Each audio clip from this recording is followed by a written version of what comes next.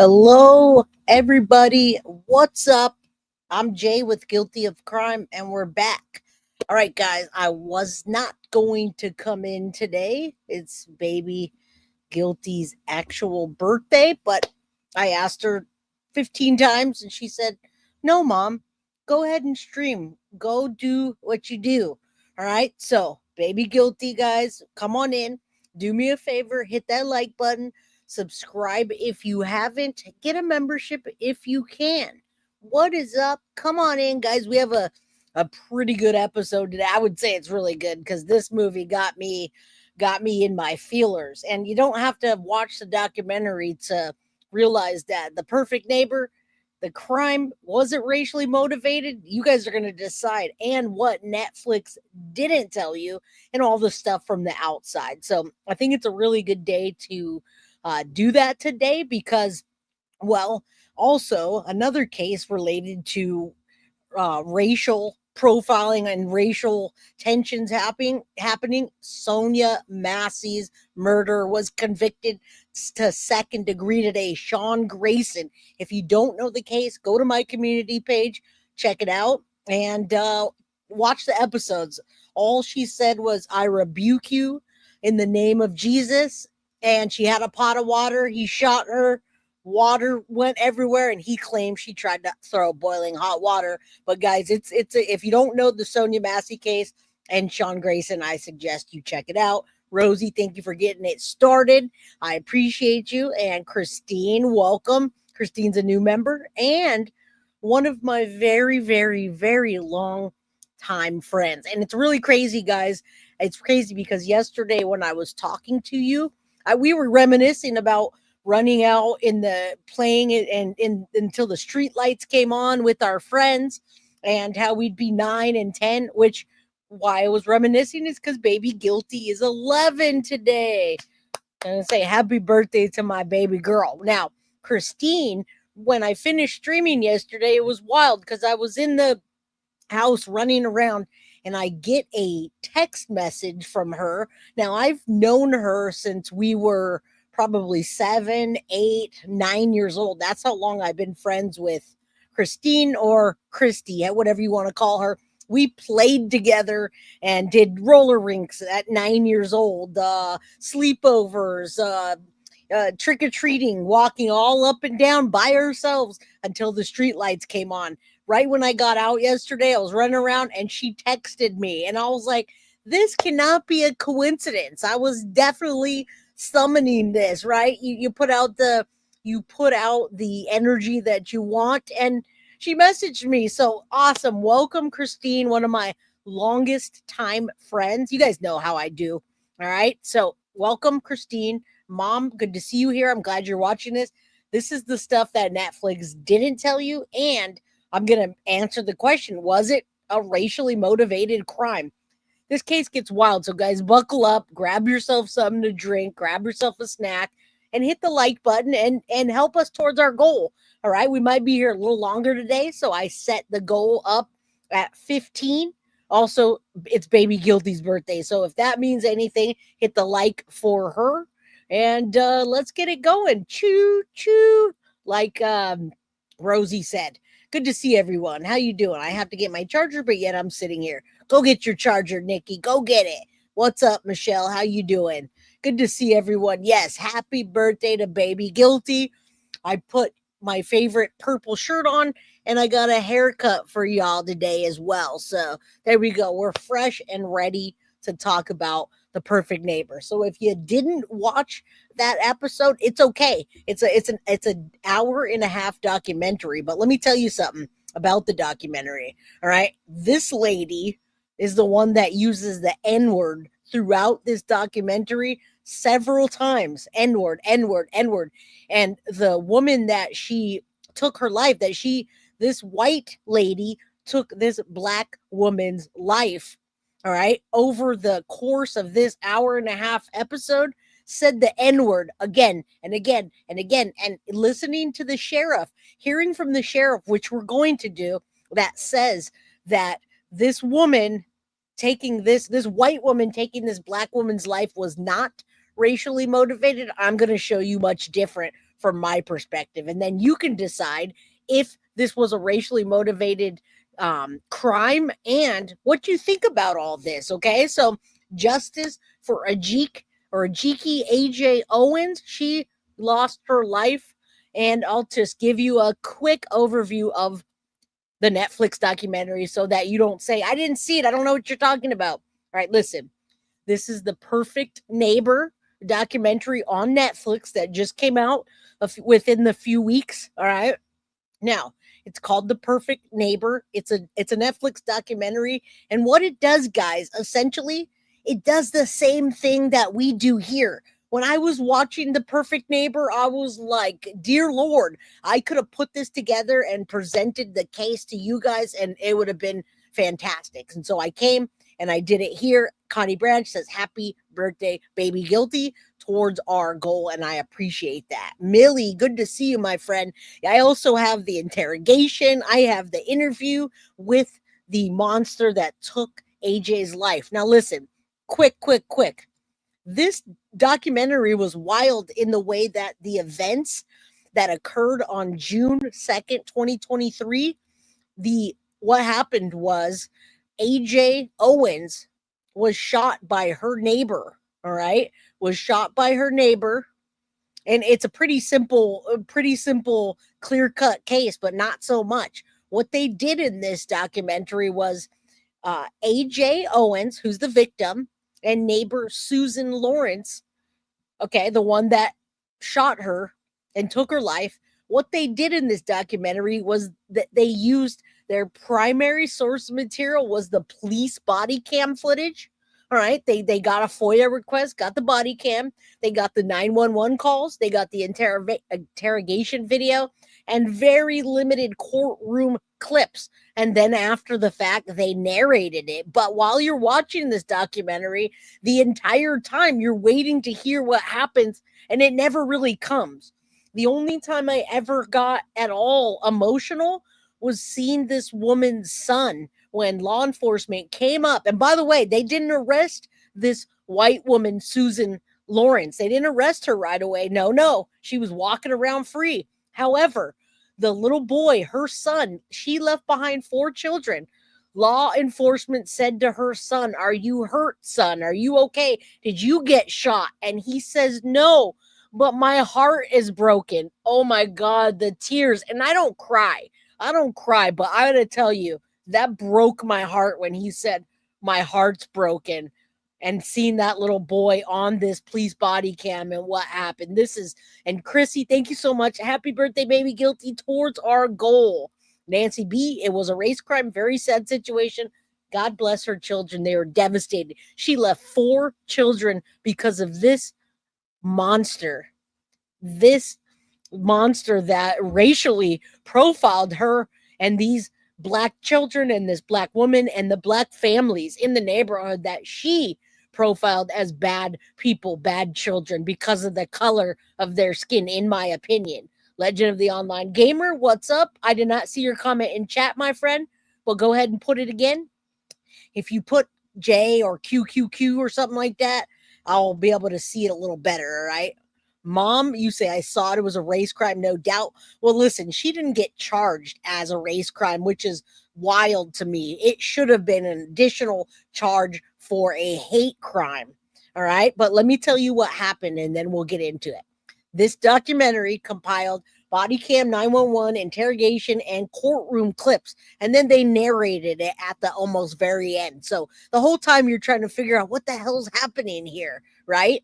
Well, listen, this took place in Ocala, Florida, June 2nd, 2023. A fatal shooting occurred, and the case drew the sustained local and national attention through 2023 to 2025 as investigations, prosecution, and the conviction, as well as sentencing, unfolded.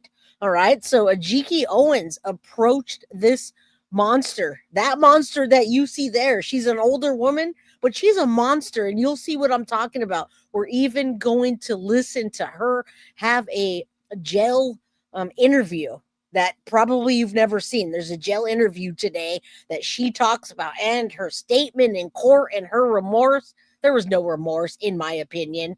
All right. So that's the whole documentary. Racial tension came about, and this monster, Susan Lorincz, shot Ajike Owens and took her life and her left 4 children.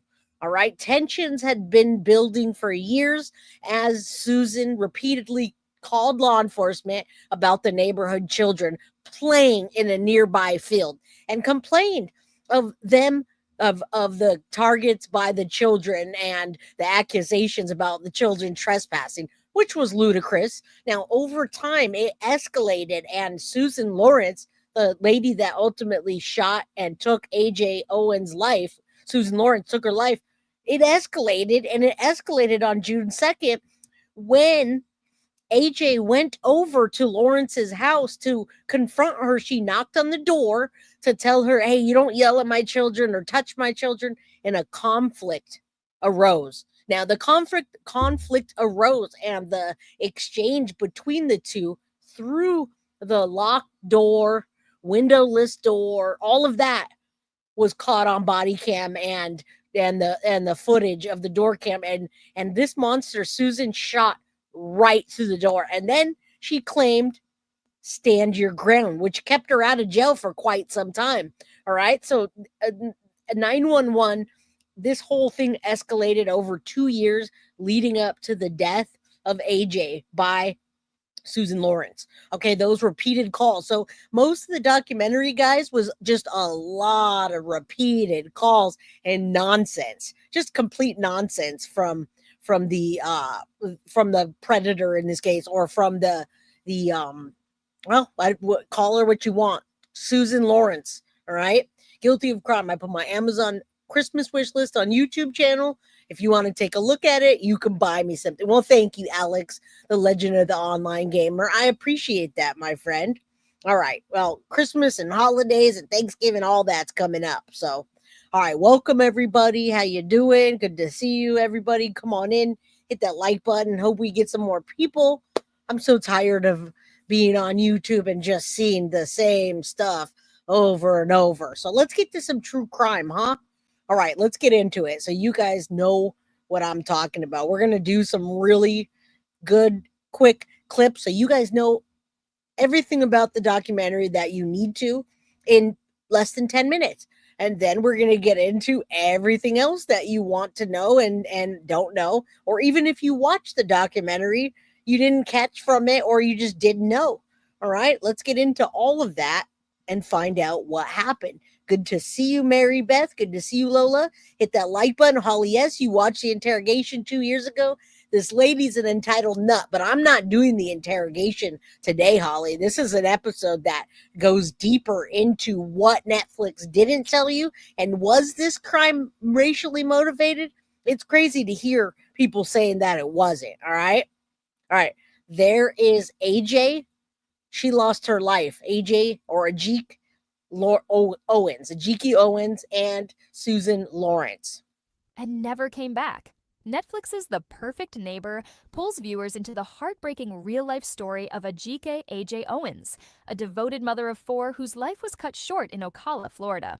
What began as a simple neighborhood dispute spiraled into a national conversation about race, law, and justice in America. In June 2023, A.J. Owens confronted her neighbor, Susan Lorincz, after Lorincz allegedly yelled racial slurs and threw a tablet at Owens' children. Minutes later, Owens was shot through a closed door, a single bullet that ended her life and shattered her community. Lorincz claimed self-defense under Florida's controversial Stand Your Ground law. And listen, she got that for quite some time. Now imagine this happening with, let's say, Jen Soto and all eyes on her and everybody knowing where she is. Now, this monster had to go back home in that community and lie in wait until law enforcement decided if they were going to charge her or not. So, like I said, if you didn't watch the documentary, it's cool because all it was just a ton of body cam and 911 calls compiled. And while you're watching it, you're not really knowing exactly what's happening until you get almost to the end. So we're used to watching body cam and all that over here. And so we're going to skip that and find out what's next. What gets me is there could have been a kid on the other side. Absolutely. That could have been shot. She had no idea who was on the other side of that door with the mother. And yeah, she lost that ruling because she was behind a locked door. Reigniting fierce debate over how far self protection should go when prejudice enters the picture. The Perfect Neighbor doesn't just recount the crime, it forces viewers to look deeper. Through interviews, police body cam footage, and courtroom evidence, the documentary examines the tension between fear and bias, safety and accountability. Lawrence's defense team argued that she feared for her life, but Owens's family, and much of the nation, saw something far darker. Another mother, another victim, caught in the crossfire of America's racial divide and gun culture. Netflix's storytelling is raw, unfiltered, and deeply emotional. And again, like I said, the emotions there, especially when you see the children and you see Ajike's mother being devastated. Now, there's 4 children that don't have a parent anymore because this woman, in my opinion, was racially already profiling these people, not just the mom that you see standing there, but those children. They couldn't even make noise to play outside. The law enforcement said, let them play outside. They're being healthy children. Thank you, Rosie, and welcome, Barbie G. It doesn't sensationalize, it humanizes. By showing the faces behind the headlines, Yep, it Florida. reminds us that justice isn't just a legal concept. Stand your It's something ground. people live, fight, and die for. As The Perfect Neighbor climbs Netflix's true crime charts, the story of A.J. Owens stands as a haunting reflection of our times, where fear, race, and law often collide with deadly consequences. What do you think? Does stand your ground protect or divide us? Drop your thoughts in the comments. Let's talk about it. Now, listen, guys, here's another thing about this. All right. The other thing about this is the stand your ground. Ever since stand your ground has been in place in Florida, crimes involving the stand your ground and racial profiling and racial divides have gone up between people that are not in the black community versus people in the black community. It's gone up. All right. So I mean, again, I was emotional when I saw that little boy tell the officer that his heart was broken. Nothing was wrong with him, but his heart was broken. All right. So let's get into this. What's up, Barbie G, Wild Wander? Good to see you. Jen's a Gypsy. MM Clar, always a pleasure. Elroy says, was that bad? I'm not sure what I missed, but okay, let's take a look. Everything. Now, Susan Lorincz is the person that took AJ's life. All right. So, everything we need to know before and after the shooting. And then we're going to talk about the racial tension that's going to happen in here, too. Now, this is the woman that caused all of this, by the way. The children, in my opinion, did nothing wrong, but were being children. All right. This came from the Netflix footage. That's the embodiment of the whole episode was this lady at her door complaining and calling law enforcement again and again and again. Now, Susan Lorincz shot AJ, her neighbor, on June 2nd, 2023. Prior to the shooting, Lawrence had called 911 to complain about her children and her several times, lots of times. Lawrence also apologized after shooting Owens, but also maintained that she felt threatened for her life and she was acting in self defense. And of course, her defense was the stand your ground one, right? Now, well, let me tell you a little bit about Ajike or AJ. She's a mother of 4, and she was fatally shot by her neighbor, Susan, on June 2nd. Now, this was in Florida, guys, Ocala. Shortly after Lawrence, who is white, moved to Ocala in the neighborhood, she began calling 911. Now, this took place over a time span of 2 years. All right. Now, who, like their mom, were black children, black mom, of course, and lots of black families playing loudly in a field close to her home. Now, over the next 2 years, Susan Lorincz continued calling authorities to criticize their behavior and made a series of allegations against them, including that they were trespassing and threatening her life. She also directly confronted and verbally harassed the kids on multiple occasions. And we see that in the footage on Netflix. We see all this unfolding. They don't talk about it, but they show you the footage. Now, Lawrence got into a final heated argument with AJ's children, who were between ages, listen to this, guys, ages 3 and 12. There's 4 children of hers. So between ages 3 and 12, this lady was fighting with the children. One of them came back and said that she threw a roller skate at them. Now, after she allegedly stole one of their tablets, she denies doing so, of course, and called them racial slurs, guys, the N word again and again, which she admitted. But she also says that she learned that the N word just means dumb and ignorant people. And it doesn't matter if you call someone the N word, if they're black or if they're not, which, guys, that's the biggest cop out I have ever heard in my entire life. Now, I hear that again and again and again, all right? We know why she did it. Yeah, but people, we're going to listen to it next. People don't agree with that. As a matter of fact, the sheriff that arrested her doesn't agree with that.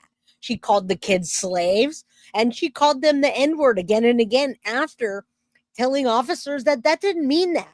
You know how many times I've heard people calling people N words and claiming that they didn't mean that towards their race, but really it just means dumb to anybody. Nah, that's a cop out in my opinion. And she also claimed she never called them slaves, by the way, right? Yeah, she said N, not that word. All right, we've heard that again. I've heard many people cop out to that. Oh, it doesn't mean that. It means anybody is dumb and ignorant. Look at the dictionary. Nah, bish. Nah, bish. We know what you're talking about. We're not that dumb. We weren't born yesterday. All right. All right. Now, Owen's kids told their mama, and this is the problem here. This is what breaks my heart. Owen's children went and told their mom about the incident. Particularly, the little boy was very vocal. He was probably the oldest of the 3 to 12. Now, he told his mom to go over there and she's doing these things. So that's a heavy weight after she was shot down and he realized she wasn't coming back. Devastating, guys, because he feels like he did it by telling his mom on her. Now, when she went over there, we don't know if she was banging or not. We don't know exactly the extent, but Lawrence fired her gun through the door that was locked, all right, hitting her right in the chest. Now, Owens later died that night as a result of the gunshot wound. Lawrence was ultimately convicted of manslaughter, guys, and she didn't get any charges for a hate crime. She didn't. It took a while to get arrested, so she was also sentenced to 25 years in prison. They didn't show court documentation, but we're going to do that here. Now, the Netflix documentary Perfect Neighbor retold the story that originally, it says, I'm reading this, gripped the nation at the time of Owen's killing. In addition, sharing the sequences of events that led up to the shooting, which, guys, for an hour and a half, the events were her calling 911, law enforcement coming out, kids complaining, her calling 911, law enforcement coming out, kids complaining, rinse and repeat, rinse and repeat, rinse. And law enforcement just was laughing about it at this point. They're like, oh God, we got to come out there again. They were siding with the other family. They knew that this lady was just being bored or whatever her problem was, all right, whatever it was. All right, so Lawrence alleged to police that the kids were trespassing on her property, which they knew wasn't true.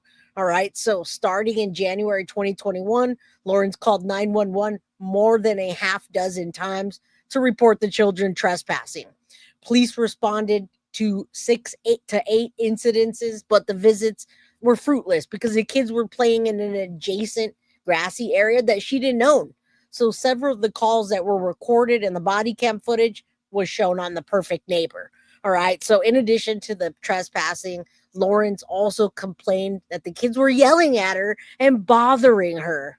Such ridiculousness. So she then hurled derogatory terms at Owens and her children. And now let's get into everything else. All right. Now that you guys know the backstory, what if she had happened? What would have happened if she answered the door? She wasn't going to do that. Listen, she told the children that day that she had a GUN, and just days before, she was waving around that GUN, guys. So she knew what she wanted to do. All right. She knew exactly what she wanted to do, in my opinion. That's what I'm talking about. All right. I want you guys to hear this for yourself. I want you to hear law enforcement, sheriff, the sheriff that was there. I wanted you to hear what he thinks. And he, again, he was pretty apprehensive. He was pretty apprehensive about arresting her in the first place, which is weird to me. I don't know why. All right. So let's listen to uh, the perfect neighbor, Marion County Sheriff. Let's get a little bit of insight about this. The raw stuff of what my deputies dealt Yep. with my office having to deal with on a regular basis. But I think they did a good job. And that, probably the only thing I always said is she was far from the perfect neighbor. Yep. I would think so. What do you think of Susan Lorinc's? I think it might have been around 8 calls to the police over the course of 10 years. Did she have any right to make those calls, or were those calls that were what the rest of us would consider the "are you kidding me" calls? These are kids. Most of them, guys, if you watch the documentary, are you kidding? Law enforcement stood out there and they laughed and joked with the people that were called on. And I do ask myself this, but we should ask the sheriff this. What if the kids of the mother were white? Would you have shot them still? There was a white lady there that was in the mix too, and I don't know how that didn't escalate. Doing what kids do, playing football, not on her property. Was she completely outside of her right to make these complaint calls? So any citizen has a right to make a call, but you're absolutely correct. These type things are petty. These are things that are frivolous. Here's the truth: they're kids, and that's all there was. It was kids. What kid? You don't want your kid inside the house playing on a video game. I think that's our biggest complaint. You want them outside playing. And listen, that's what they went and told her. They told her that, hey, you don't own this property, and these children are not sitting inside playing video games. They gave her several talkings to, right? And I don't know why she ultimately decided to do that, but I'll tell you, racial tensions were high in this neighborhood. In the yard having fun, listening to a kid yelling and screaming. I think as parents, that's what we enjoy hearing because they're enjoying life while they come before they become adults and have to deal with stuff like you and I do, Ashley.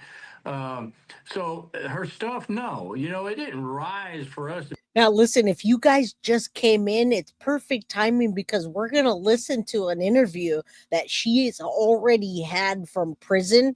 And I don't think they didn't show any of this on Netflix. Everything I'm showing you is not on Netflix. This is aside from the documentary that either you're going to go watch after this or you already watched. Now, she was an unhappy person, bitter, evil, racist granny. That I agree with.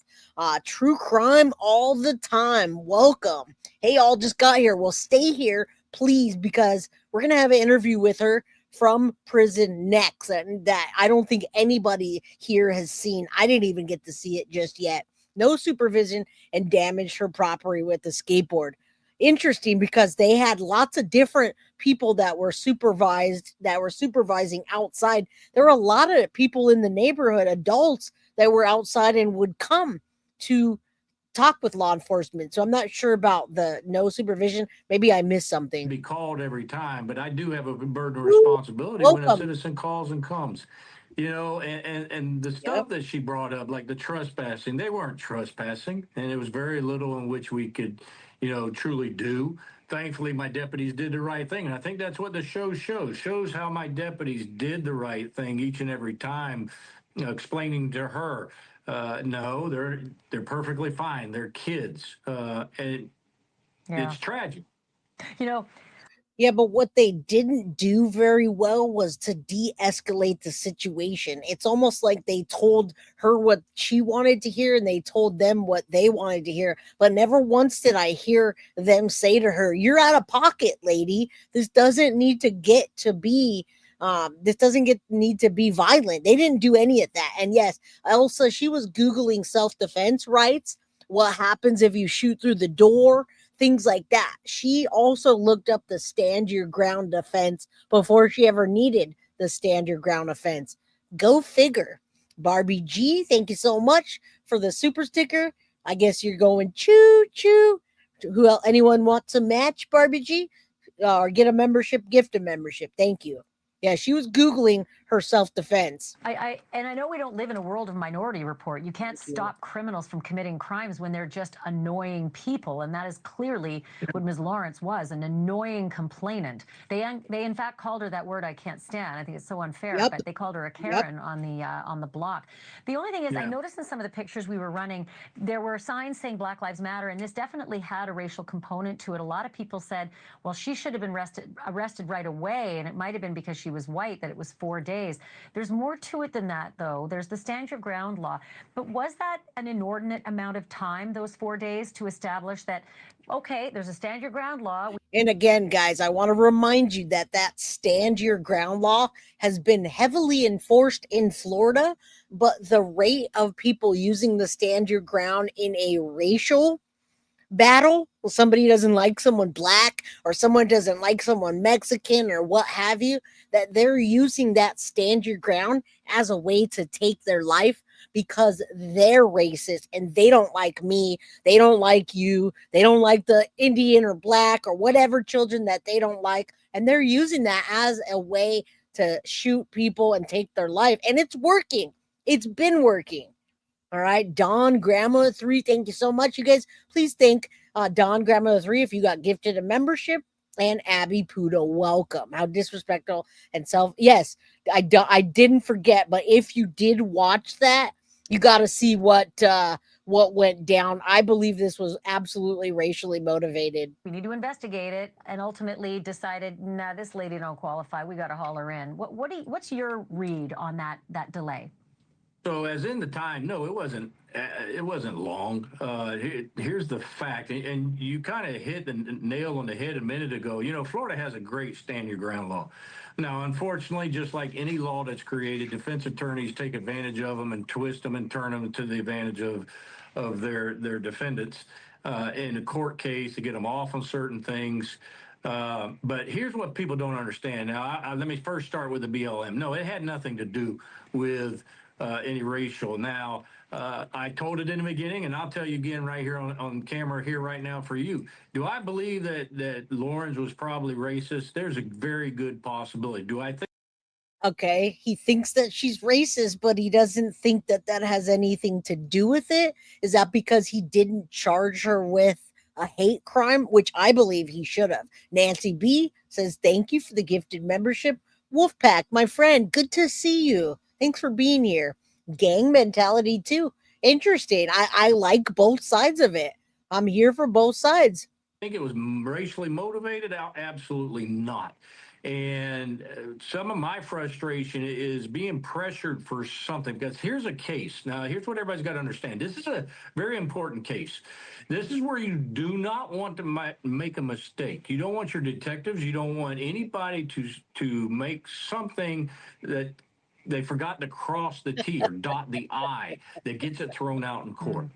Now, when it comes to Florida's comes to Florida's stand your ground law, it got changed, and it's been changed a couple times over the years, but here's where it changed. It specifically says in there that the investigating law enforcement agency must first, before making any other charges, must first disprove stand your ground. The burden is on us and law enforcement, and we can be held accountable if we don't do that.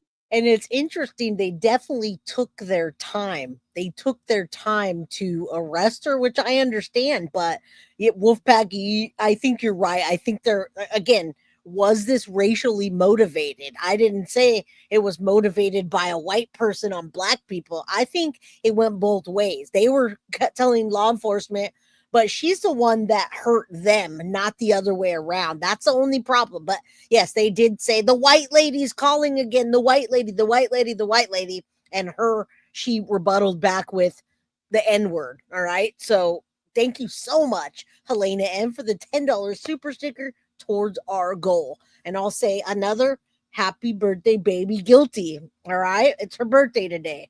This just happened in 2023. But it took until recent 2025 to wrap up the whole case, all right? Huge racial tensions, in my opinion, in this case, on both sides. So 4 days, absolutely not. What that means is my deputies meticulously took the I think time so, to yeah. analyze everything that was done so that no defense attorney can say, well, that's stand your ground. We eliminated that. Now, in the beginning, was I confident that stand your ground didn't exist? Absolutely, I was confident. But we had to prove it. Yeah. And that's what. Now, listen, guys, the kids were ages 3 to 12.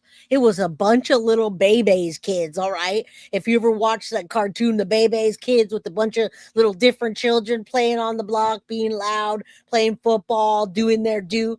Are they probably annoying when you sit home all day and you have to listen to kids yelling and you're retired? Probably, but did they incite violence on her? No.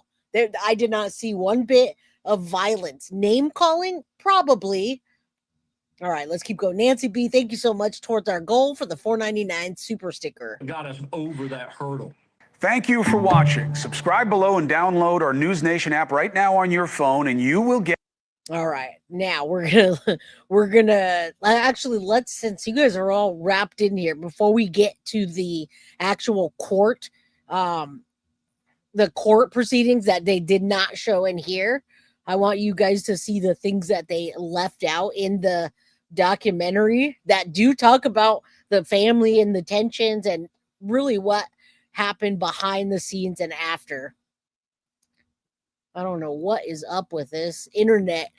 Who else is having internet problems? And by the way, this is Susan Lorincz. If you look at her, you can see she lost quite a bit of weight. Actually, you know what? I want to show her interview so you guys can see. Thank you for the $4.99 super sticker. Let's do the interview first. Actually, you guys won't know the difference of what I'm doing. I want you to see from her perspective, now that she's serving time, what she has to say. And I want to make sure that we have time. Now, listen, guys, this was from only 1 month ago.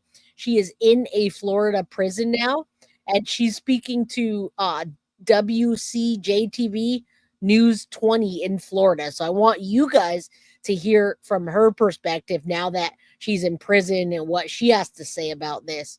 And if you've watched the documentary, you didn't see this because they didn't show it. All right. Arrested, charged, and convicted in the shooting death of Ajike Owens in Ocala in 2023, describes the moments leading up to her pulling the trigger. She's pounding and she's pounding and she's pounding, and I just... All right, now this is her from the prison walls, all right? She's now locked up, and then you're gonna see what went down outside of the documentary. So again, if you watch the documentary, you didn't see any of this stuff. The documentary is just compilations of body cam and 911 calls that led up to the shooting. So we're going after the shootings happened, and we're seeing what happened after the documentary was over. My girl, Carrie, good to see you, my friend.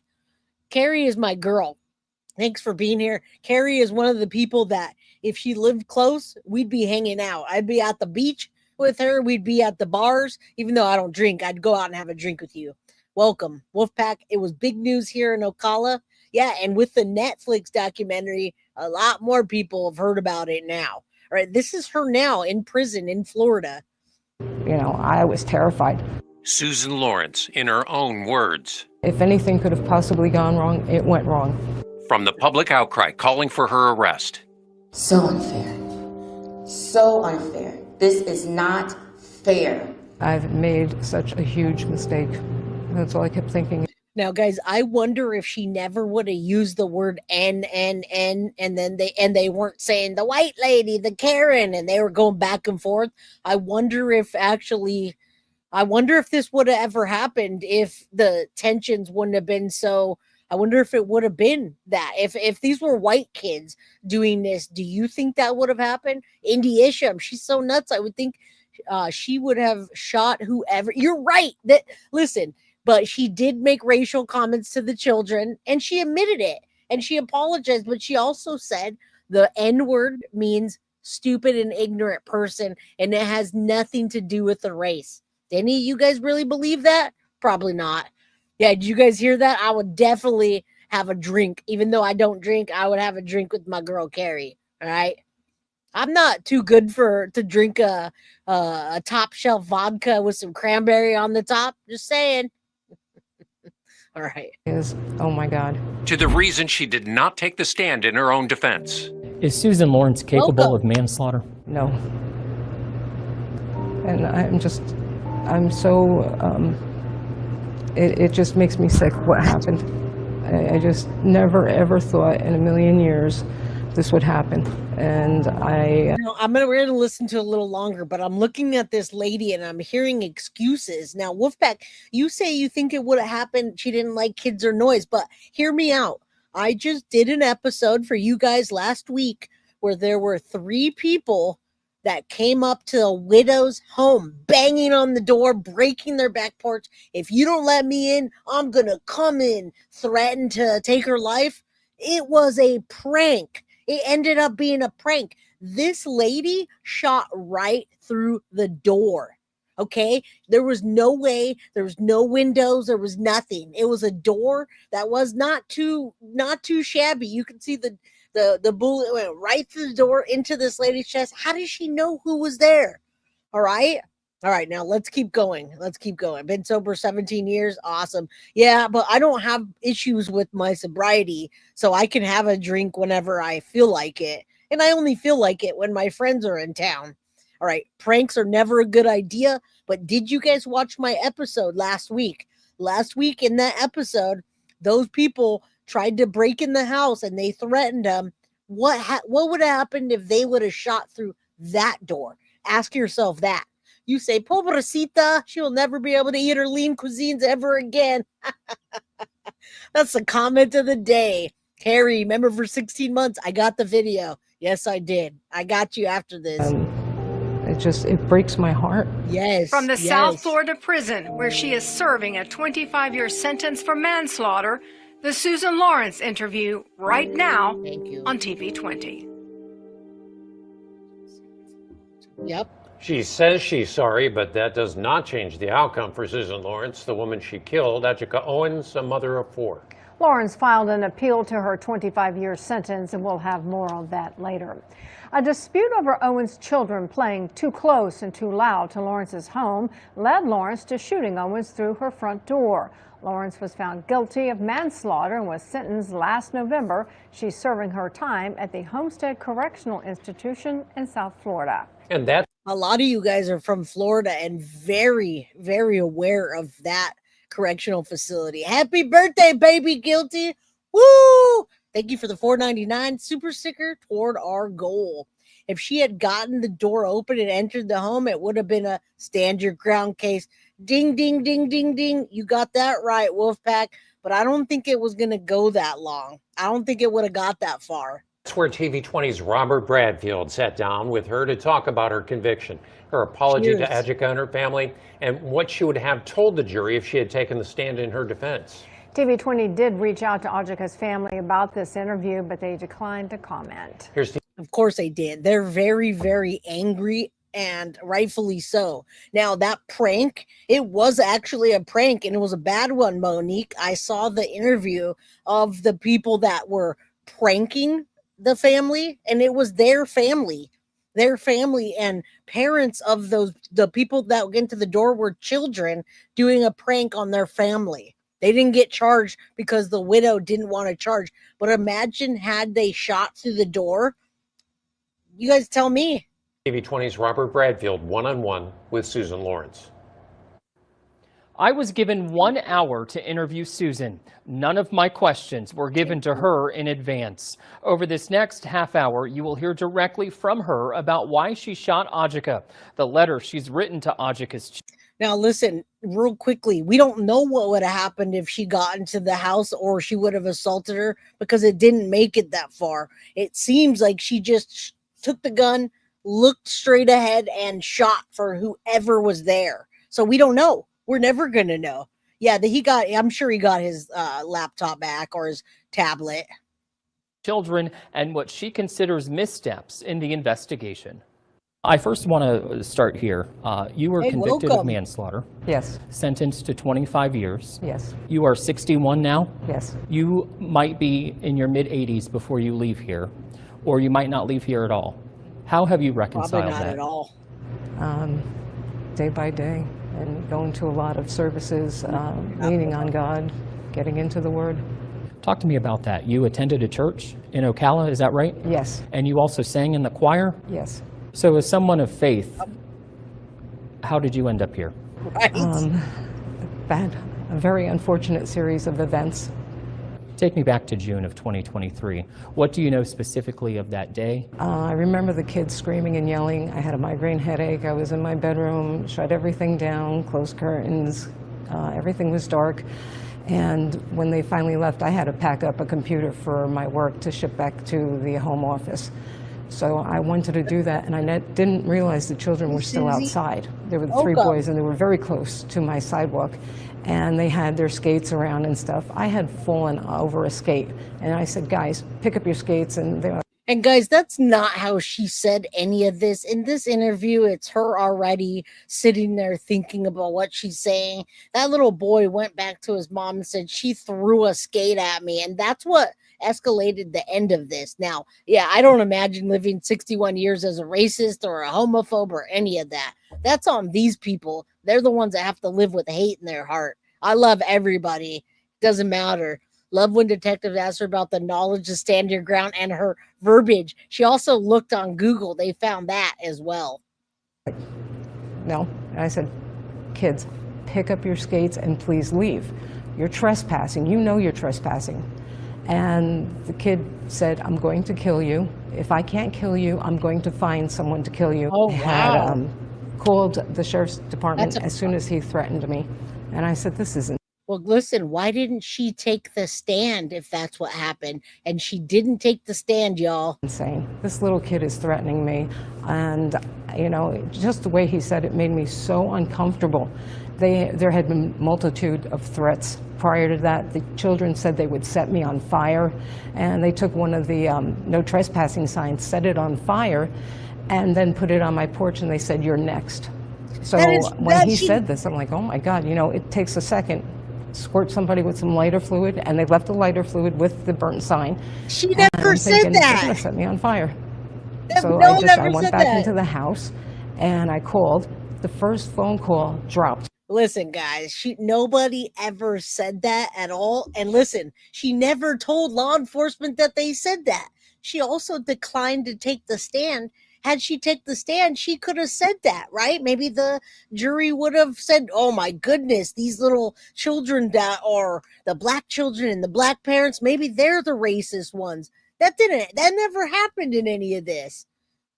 That's wild that she's lying like that, but she's found God. And I had to call him back again. And so I told them what had transpired it was a really horrible connection.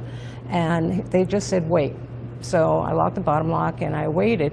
Next thing I know, I had to go to the bathroom, so I quick went to the bathroom. I had put my phone down where I left the computer, and I forgot where I put the phone. Banging on the door. I thought, oh my goodness, the cops are here so quick. They must have been in the area.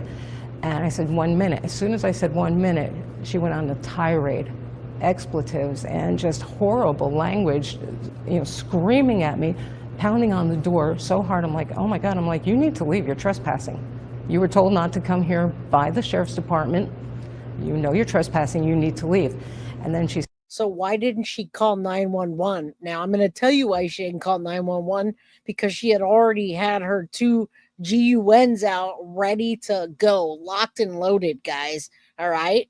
In my opinion, she knew what she wanted to do that day. Was she ever scared in her own mind? Maybe. Said, I'm going to effing kill you. And I went, oh my God. And she's pounding and she's pounding and she's pounding. And I just, you know, I was terrified. There was a lot made during trial and even when detectives were interviewing you about the loudness of the pounding, and you had said multiple times, I'm fearful of my life. You still contend that? Oh God, yes. Yeah, exactly. It just made me so, and let me just clear something up. Both parties were wrong at certain points in the case. Certain points that led up to this were wrong. The mother should have never went over there and banged on the door, but I know they were all fed up of all this. She shouldn't even have done that. The children shouldn't have been talking to her, cussing, throwing, communicating anything with her. They were wrong, but she was the adult and she took it too far when the mom came over to talk to her. I can't imagine going to my neighbor's house to ask them, hey, can you move your car or something like that? And then them shooting through the door at me, right? If you take a kid's property, you know the parent's going to come knock on your door. Thank you. Me a panic attack, actually. She was pounding so hard. She had previously done this and had broken my door frame in December of 2022. So I was like, she broke the door frame once. She's going to end up coming through this door. You then made, though, the conscious decision to go into your bedroom and grab the gun from your trash can? Yes. And you said you couldn't find your cell phone? Exactly. So take me back behind the decision then of you going into your bedroom, taking the gun out of the trash can, possibly knowing that you could use it, and you did. You shot once. Yes, once. I was aiming for the top left corner of the door, and she pounded so hard that I could hear the frame crack, and it did. It splintered the frame. And when she did that, I went like this, and I pulled the trigger. Because even in my questioning and the police report, I said, I don't remember firing the gun. Coming up, Susan Lorincz addresses what she considers missteps in the investigation and the proof she says she has that Ajike Owens' children lied about what happened. Susan Lorincz says she was within weeks of moving to a new property when she shot and killed Ajike Owens in the summer of 2023. She talks about that in this portion of the interview, and she answers my question, is Susan Lorincz a racist? I just know the gun went off, and I heard it. She said, ow. And I thought, oh crap, I hit her. And I thought, how in God's green earth did I, aim for that left corner and I hit her? I couldn't figure things out. Was the upper left corner... Wait, that doesn't make sense. She just said that she doesn't remember what happened at all, but then now she remembers shooting through the left corner to not to really shoot her, but what? Didn't she just say she doesn't remember? And it is interesting how nobody ever remembers, right? Right? Oh my goodness. More of a warning shot? Yes, absolutely. So you did not intend to shoot her and hit her? No, never. Right? I believe you also testified or told detectives you did not go outside at that moment, but you called 911 again. Yes. And you said what? I told them that I had hit her. I said she was pounding on my door, she was threatening to kill me, and I shot her. And I knew I shot her because she said, ow. And I thought I grazed her somehow. And I couldn't imagine where that shot went. I never even saw the shot. I mean, I was just so terrified. I remember I was shaking, I was crying. It was horrible. Is Susan Lorincz capable of manslaughter? No. And I'm so, it just makes me sick what happened. I just never ever thought in a million years this would happen. And it breaks my heart. I mean, I don't know, I can't. She doesn't know how it happened, but she Googled before it happened the stand your ground laws, and then she went ahead and just shot right through the door, and it didn't go to the left. It went right into AJ's chest. All right, it went into her chest, not into her stomach, into her chest, and it wasn't off to the right.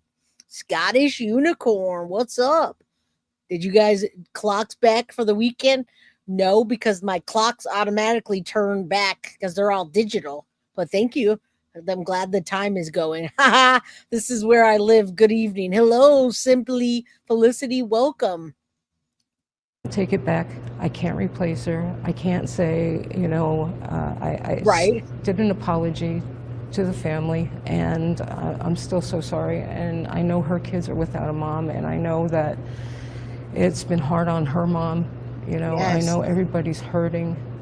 I wish I could change things. Some people have also asked, why not wait for the cops to arrive instead of shooting her? Because when the kids said they would set me on fire, the Marion County Sheriff's Department never showed up.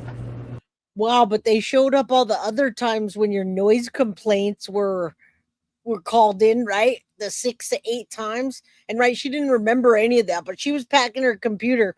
Man, guys, this is just, wait till we get to the part that shows that she's lying. We're going to go back and forth.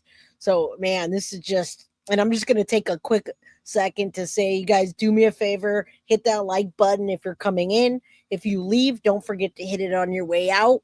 And then we have a goal for today. And also, if anybody's here that has a birthday coming up that wants a shout out for their birthday, let me know, because we love Halloween birthdays. And, well, we love shouting out happy birthdays. So let me know. I ended up having to go there, show them the sign, show them the lighter fluid days later when I finally had a break in work. So I thought, they can come, they cannot come.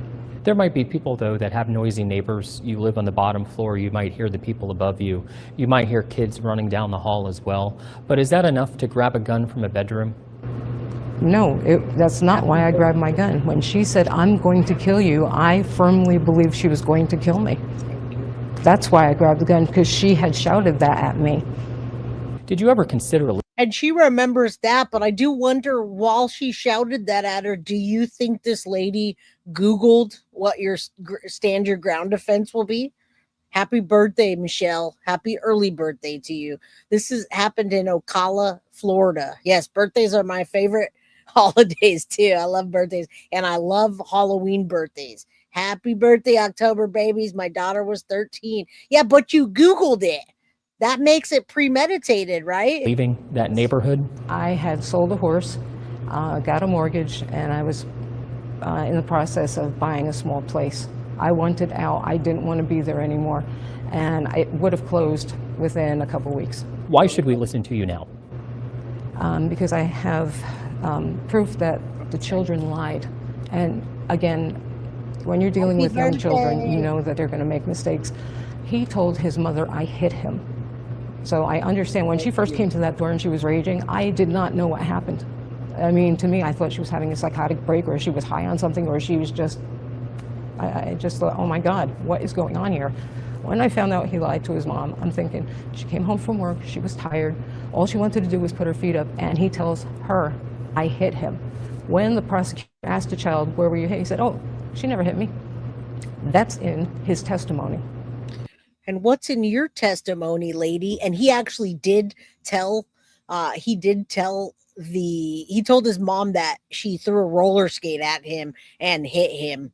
All right. So, and Kristen Perry, member for 7 months. Thank you. And also happy birthday for tomorrow. She said she was moving, Mom. What about that? October 23rd. Happy birthday. Yeah. She's blaming it all on the kids. All right. And the prosecutor knew he dropped the charges for assault battery. Then the children lied about their location. He said he was right next to his mother when she was shot. He was 60 feet away at the mailboxes. Do you think that there were any missteps in the investigation? Oh, yes, many. I think once those children had said that it was a racial matter, they're like, oh my God, she's a racist. And that's just not true. I was married to a Middle Eastern man who was Muslim. My nephew. You gotta love when people just automatically say, I'm not racist. I have a black cousin, or this is that is I was raised by that had a black, or people that are homophobic. I'm not homophobic. I have a gay niece. Come on, guys. The moment you put that out of your mouth that you're not racist and you have a black this, or you're not homophobic, you have a gay cousin, or no. You guys know what I'm saying. And happy birthday, Kristen. It's part black. I've had black friends since I was 5 years old. I grew up in Passaic, New Jersey, very, very diverse, demographic. And I have black friends here in jail. And I'm like, oh my God, it's not true. It's emphatically not true. Susan Lorincz is not a racist. No, sir. Not at all.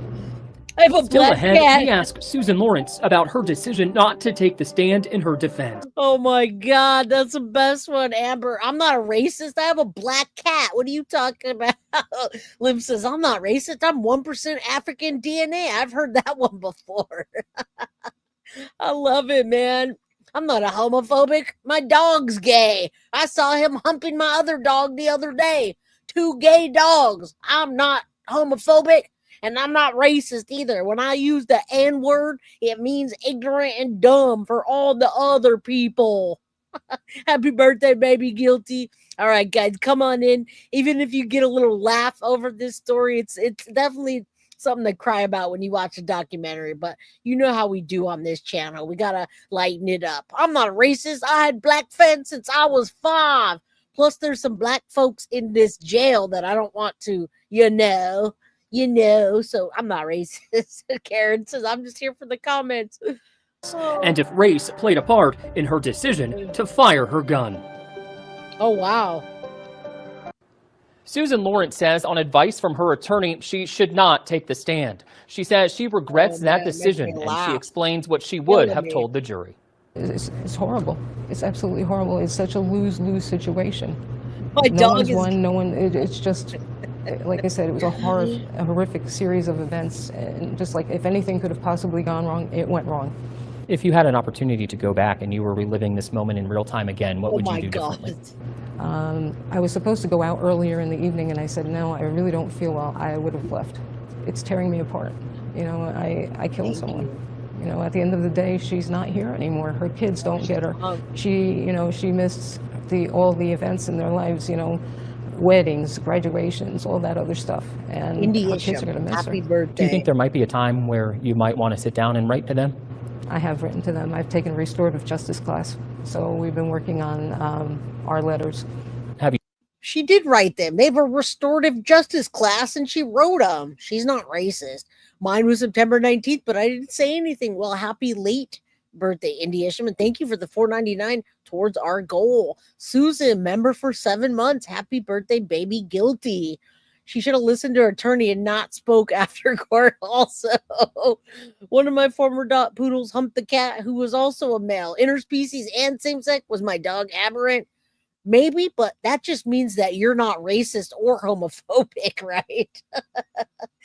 I would not have shot, she didn't. That her timeline didn't match up, and that's why she ended up being charged. You sent it to them? I don't know if I can.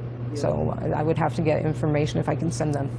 Talk to me now also about the trial. Were you satisfied with your defense team? No. Why? My attorney said, I strongly recommend you do not testify. And had I testified, I could have told them when she broke the doors. And that was the one thing that the jury got hung up on. And I had 2 other witnesses who would have corroborated, we knew the door was broke. And they were never called.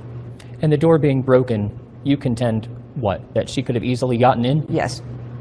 Yes, absolutely. Because the actual frame of the door was not solid. You regret not taking the stand? Yes.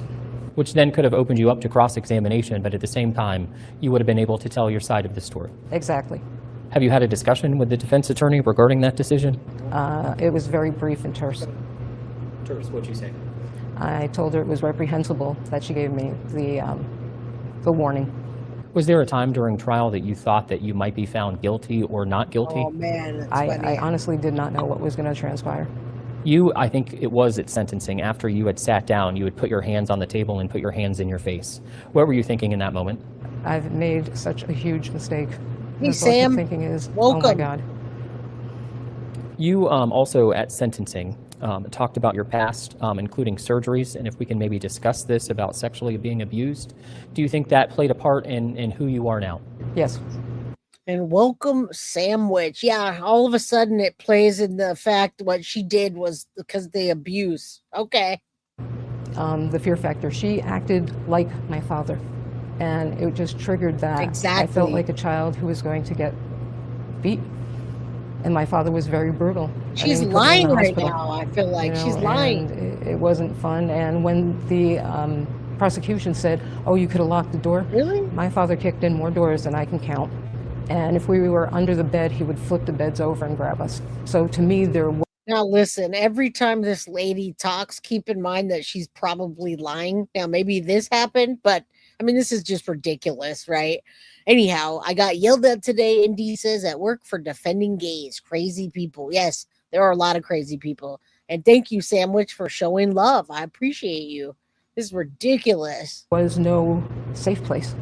Our viewers may be watching this saying, why are you giving her an opportunity to speak? And again, for that, you would say what? I'm here I want to hear the truth it. to come out. I just want people to know the truth, that I am not a racist, that I did not do this on purpose. This was not, a premeditated thing. I had no animosity for this woman. You say no animosity, but police had been called to your place numerous times before. We have the body camera video too. There's got to be some animosity. I try not to hold it against the person. I've made my fair share of mistakes, and I wouldn't want somebody to retain anger against me. Like I said, we all have bad days. Just get over it and move on, because if you hold on to that, your life's going to be miserable. Yes, but some say you did not move on because you grabbed the gun. You had situations with her children before. Exactly, Mom. Was this a lapse of judgment in your part by taking the gun? I, honest to God, thought she was going to kill me. And it was fear. It was fear. I feared for my own safety. Do you think this case also revolved around race? And what do you say to those who say this was a white woman who shot a black woman? I'm so very sorry. That's how it happened. I'm white, she's black. You cannot pick how you are born. It is what it is. But it was not because she was a black woman. It's because she said, I'm going to kill you. Coming up next, the status of Susan Lorinc's appeal as Ajike Owens' family focuses on a nonprofit to help families impacted by gun violence. All right, let's fast forward a little. We're wrapping up. Finish this. Trial they as well. She takes issue with that. Is that it? No comment. And after Susan's sentencing, that was November of last year, telling us the apology Susan gave during that sentencing was not sincere. Susan's apology was a last-ditch attempt to save herself. It wasn't sincere. She never showed remorse. Robert, Ajike's family did start a nonprofit to help families cope with losing a loved one to gun violence. Do you have any updates at all on that nonprofit?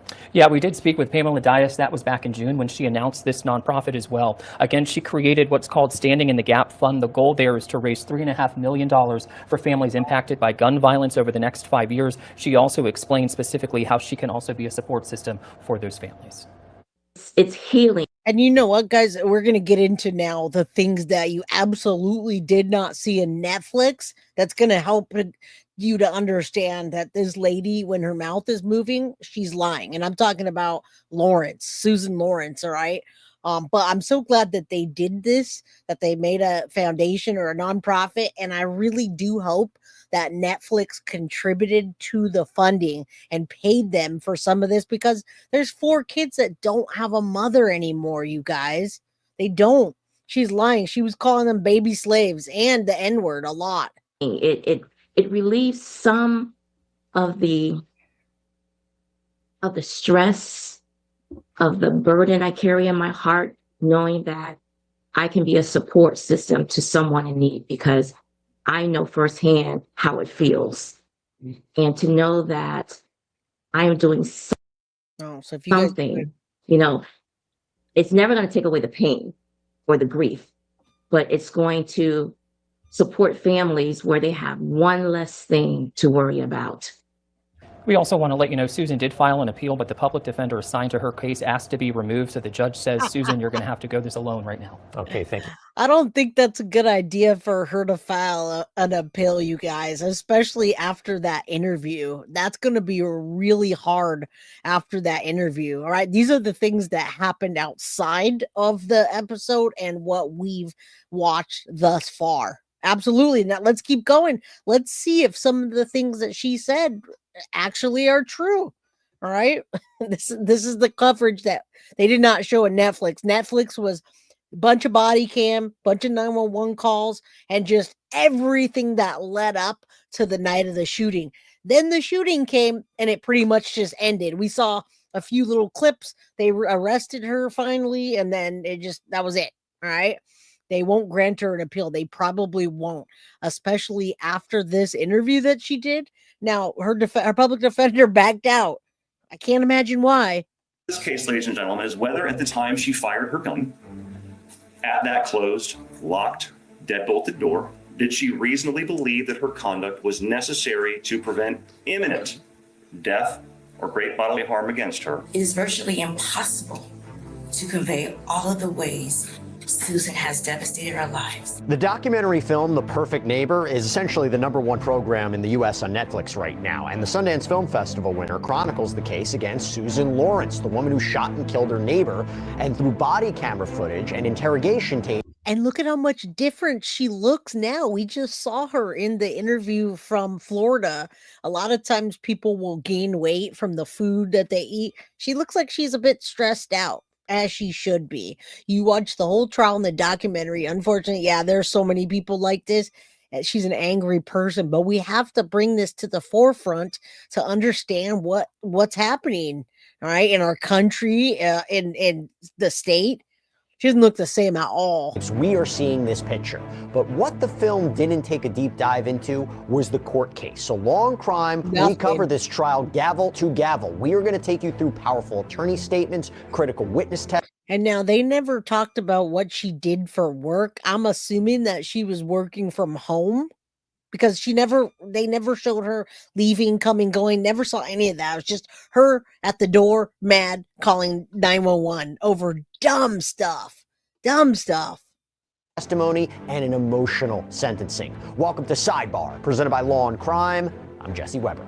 Thank you, Jesse Weber. A 35-year-old woman was gunned down in her Marion County, Florida neighborhood on June 2nd, 2023 by her own neighbor. Then 58-year-old Susan Lorincz lived across the street from Owens and her kids. And the women had some tense exchanges about where many kids in the neighborhood were allowed to play. You see, next to the cluster of apartments where Lorincz had rented, there was this empty, grassy field. So naturally, the kids gravitated toward it, right? They played tag, they threw footballs, they generally acted like kids.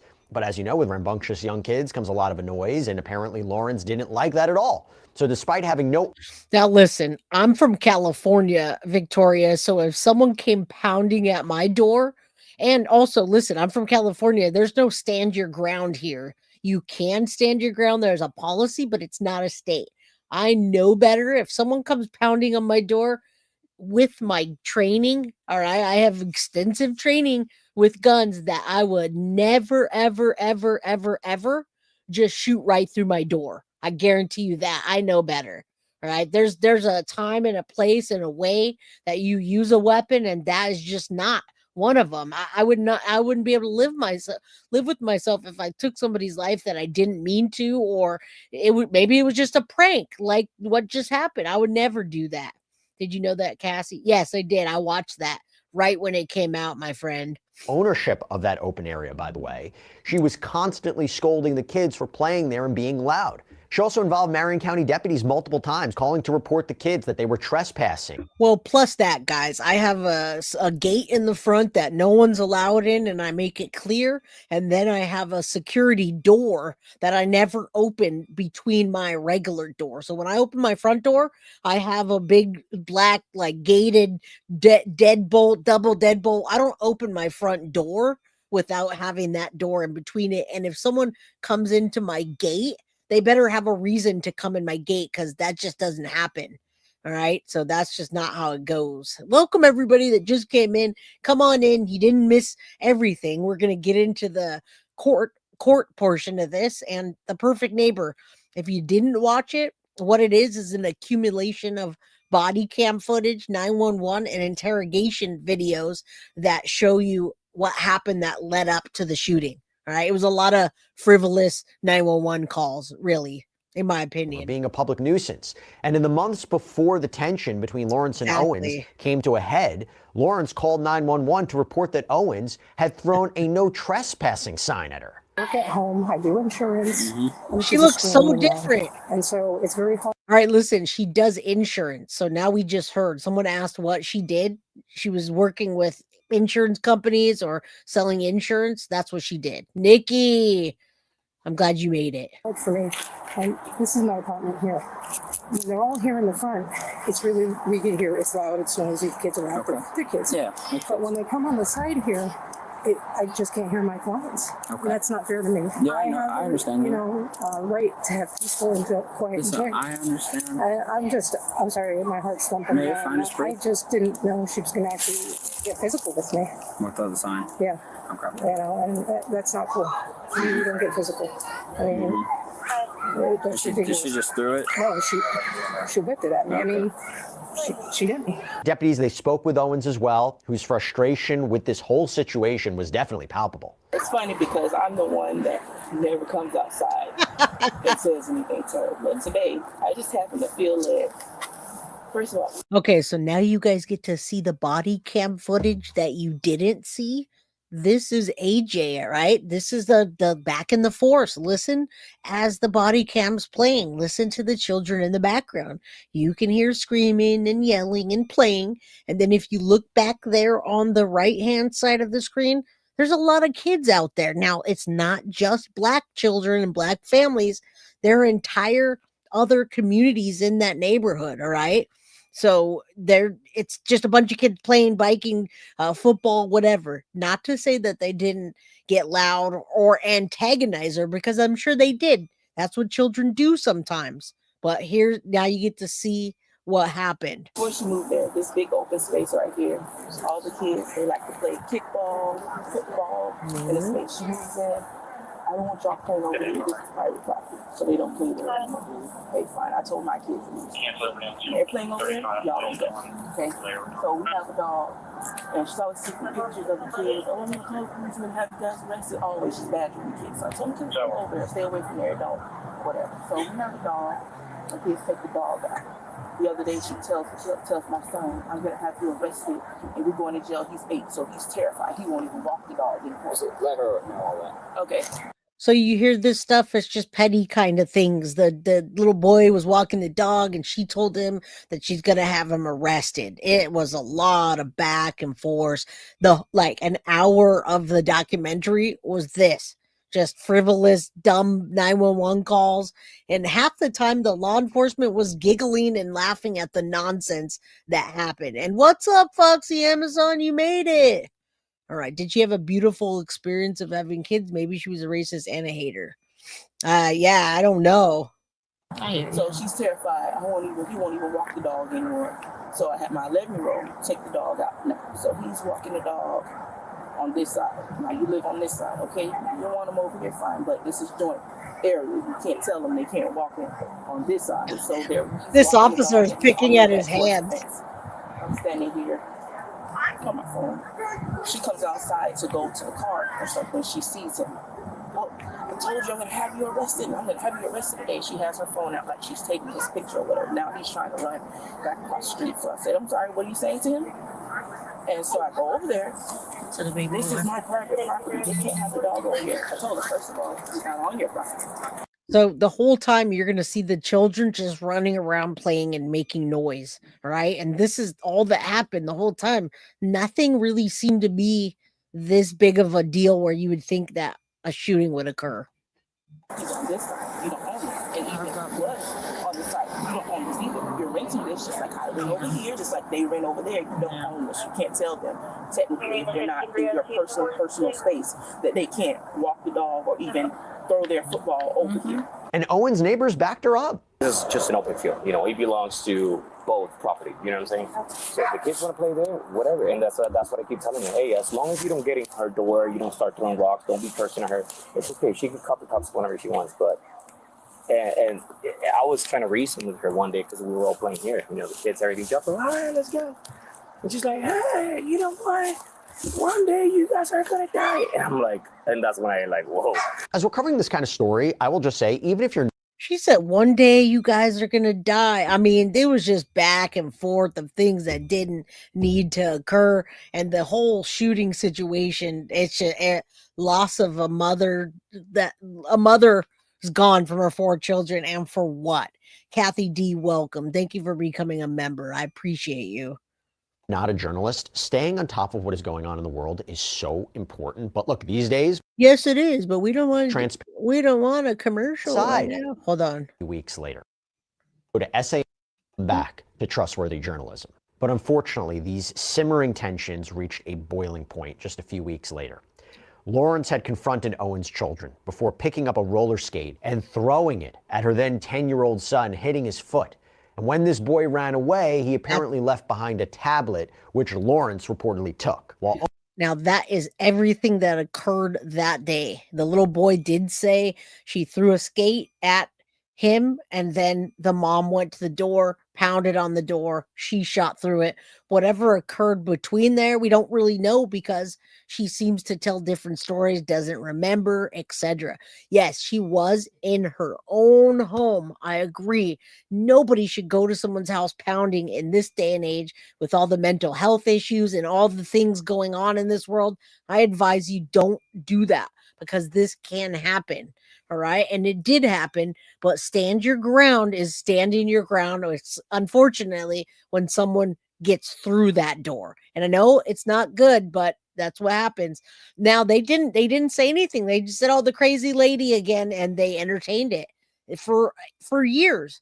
Thank you, Foxy Amazon. If you guys got gifted a membership, please thank Foxy. Owens' kids went to tell their mom what had happened.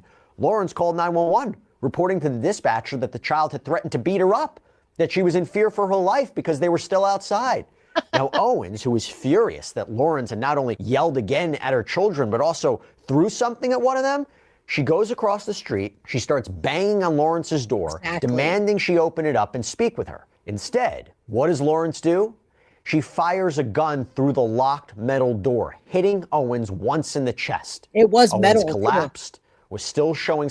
That's what I thought. Now I watched this documentary, but I didn't know it didn't say it's a metal door. The documentary, what it lacks is a lot of the context. In the documentary, you have to get the context by using your brain and seeing what happened, but they didn't go into any of the detail, which gave me the idea to give people what they desire for the rest of the story. And it was a metal door that probably wasn't going to be broken into too easily. All right. Sirius, welcome. Good to see you. Hey, squad. This is so close by me in Florida, in my neighborhood. Kids play all the time. Ding dong ditch, and we all have Ring doorbell. Come on now. Senseless. I agree. Sirius, can you imagine someone coming to your house and doing a ding dong ditch and you being scared, rightfully so, but just no foresight, no looking through the door, no looking through the window, nothing. Just taking that revolver and just going right through the door. No, you can't. She didn't. I don't know where you think that she almost broke it down other than the words when they. I hope they show the door in this episode because the door really wasn't. There was no damage except for the one bullet hole. There was no kicking marks. There was no scrape marks. There was no damage to that door. Did I miss something? I don't know if I missed something, but that door, that's the only damage I saw. Signs of life before she was rushed to the hospital. But the hope that she might survive, that was fleeting. And it led to this just absolutely heart-wrenching moment that was caught on body cameras. It has been a very bad day. There's something bad that's happened.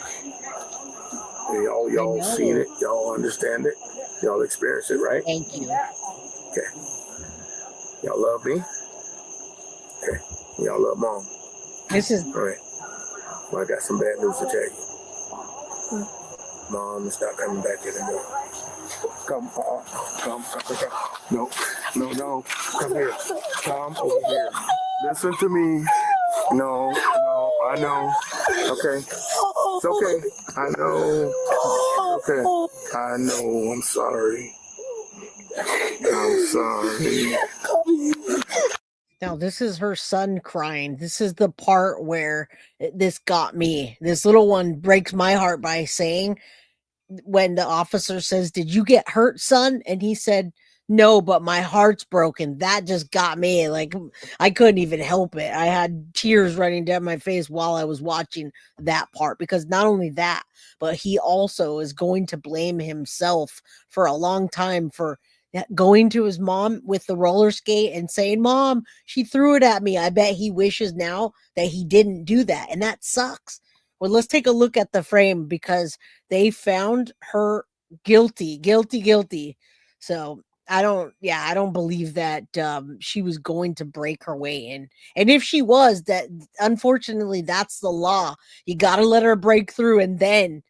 I'm so sorry. Or she wouldn't be locked up right now.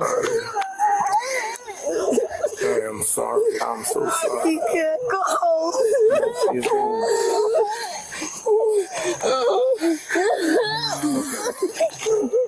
It's all right. You guys are going to be okay. It's all right. You guys are all right.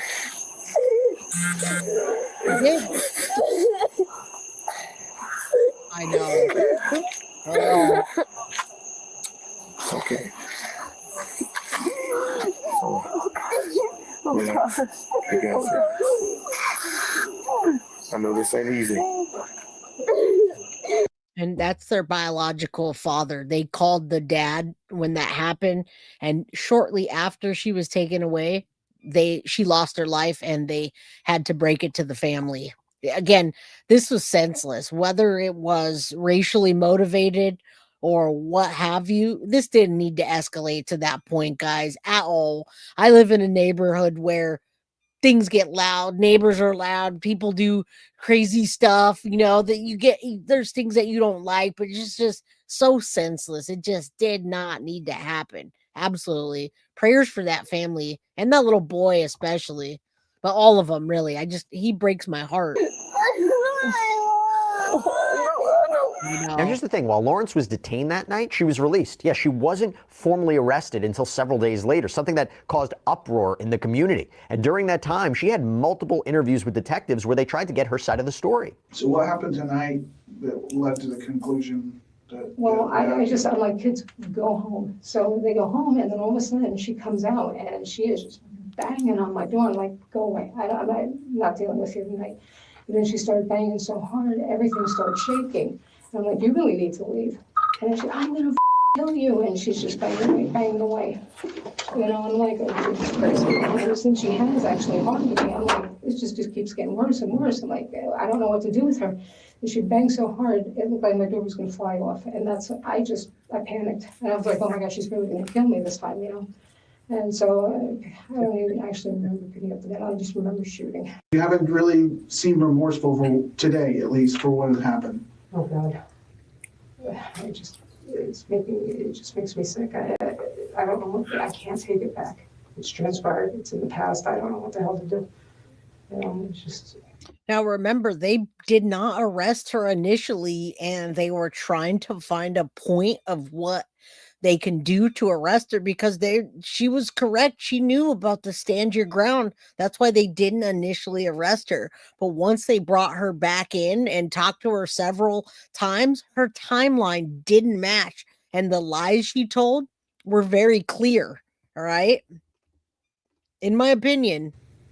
Probably be shutting down again. So what happens? Lorincz was arrested and charged with manslaughter with a firearm, culpable negligence, battery, and 2 counts of assault.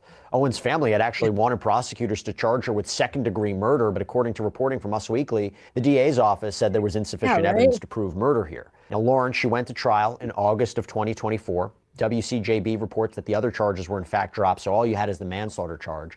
And she appeared, by the way, very different, having apparently lost a significant amount of weight since her arrest. Lorinc's attorneys, they argued self-defense. This brought up a lot of conversations about stand your ground in Florida, right? The stand your ground laws, we know, you don't have an obligation to retreat. You can stand your ground. You can use deadly force if necessary. Well, Prosecutor Adam Smith said during his opening statement that firing a gun was an incredibly reckless and unnecessary thing to do here. The defendant goes into her bedroom, grabs the loaded firearm, then walks all the way back out to the locked front door, and the police are on the way, as she's been told. Yep, that too. She points at the door, fires 1 shot at the center of the door, shooting and killing Miss Ajike. But then you had the other side. You had defense attorney Morris Carranza, who argued that the commotion going on outside Lorinc's door wasn't minor, it was terrifying. Susan is sitting there. She has her firearm. She's several feet away from the door. As Ajake's pounding on that door, pounding over and over again for minutes, you'll hear testimony that there is a cement wall right next to the door. And it is moving. It is shaking. So much so that there's a mirror on that wall next to the door, and it's shaking as well. And I hope they show the door right now so you can see what damage was done to the door or not done to the door, but you can hear the two sides. I think not only the fact that she said that she didn't intend to, but where she lost the case was two things: timeline. That was completely out of whack. She could have called the police. The police would have been there within minutes, the way that had already gone down. Or even if not, she would have had documented call of calling 911. But she didn't do that in that time frame. And the other thing was the fact that she they found her searches. They in between the days where they arrested her, they checked her cell phone, tablets, all that. That's where they were gathering evidence. And she didn't come in. Yes. And that's why you got to be careful of that. Stand your ground and what you're going to do, because it could turn on you very easily. Bree, thank you so much for the gift of Guilty of Crime membership. If you guys get that, please thank her. And you'll hear evidence. Susan's heart is pounding. The kind of pounding that you feel that's so powerful, that's so treacherous, that you feel the heartbeat in your throat. That banging on Lawrence's door There is it really is. the crux of this whole Right. case, right? How intimidating was the knocking? What was Owens yelling as she was banging on the door? Well, one of the witnesses called was a boy named Uriel, one of the children who was in the neighborhood that day and saw what happened. I remember her banging on the door. All right. Mom banging on the door? Yes. How was she banging? Can you describe that? She was banging in a mad type of bang. She was like banging like pretty hard. Okay. Do you remember Mom saying anything while she was Yes. banging on the door? What do you remember her saying? I remember her saying,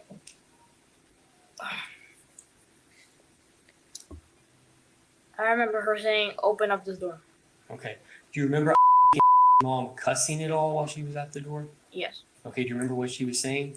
Yes. Okay. What was she saying? I'm going to kill you, brother. She was saying Come out.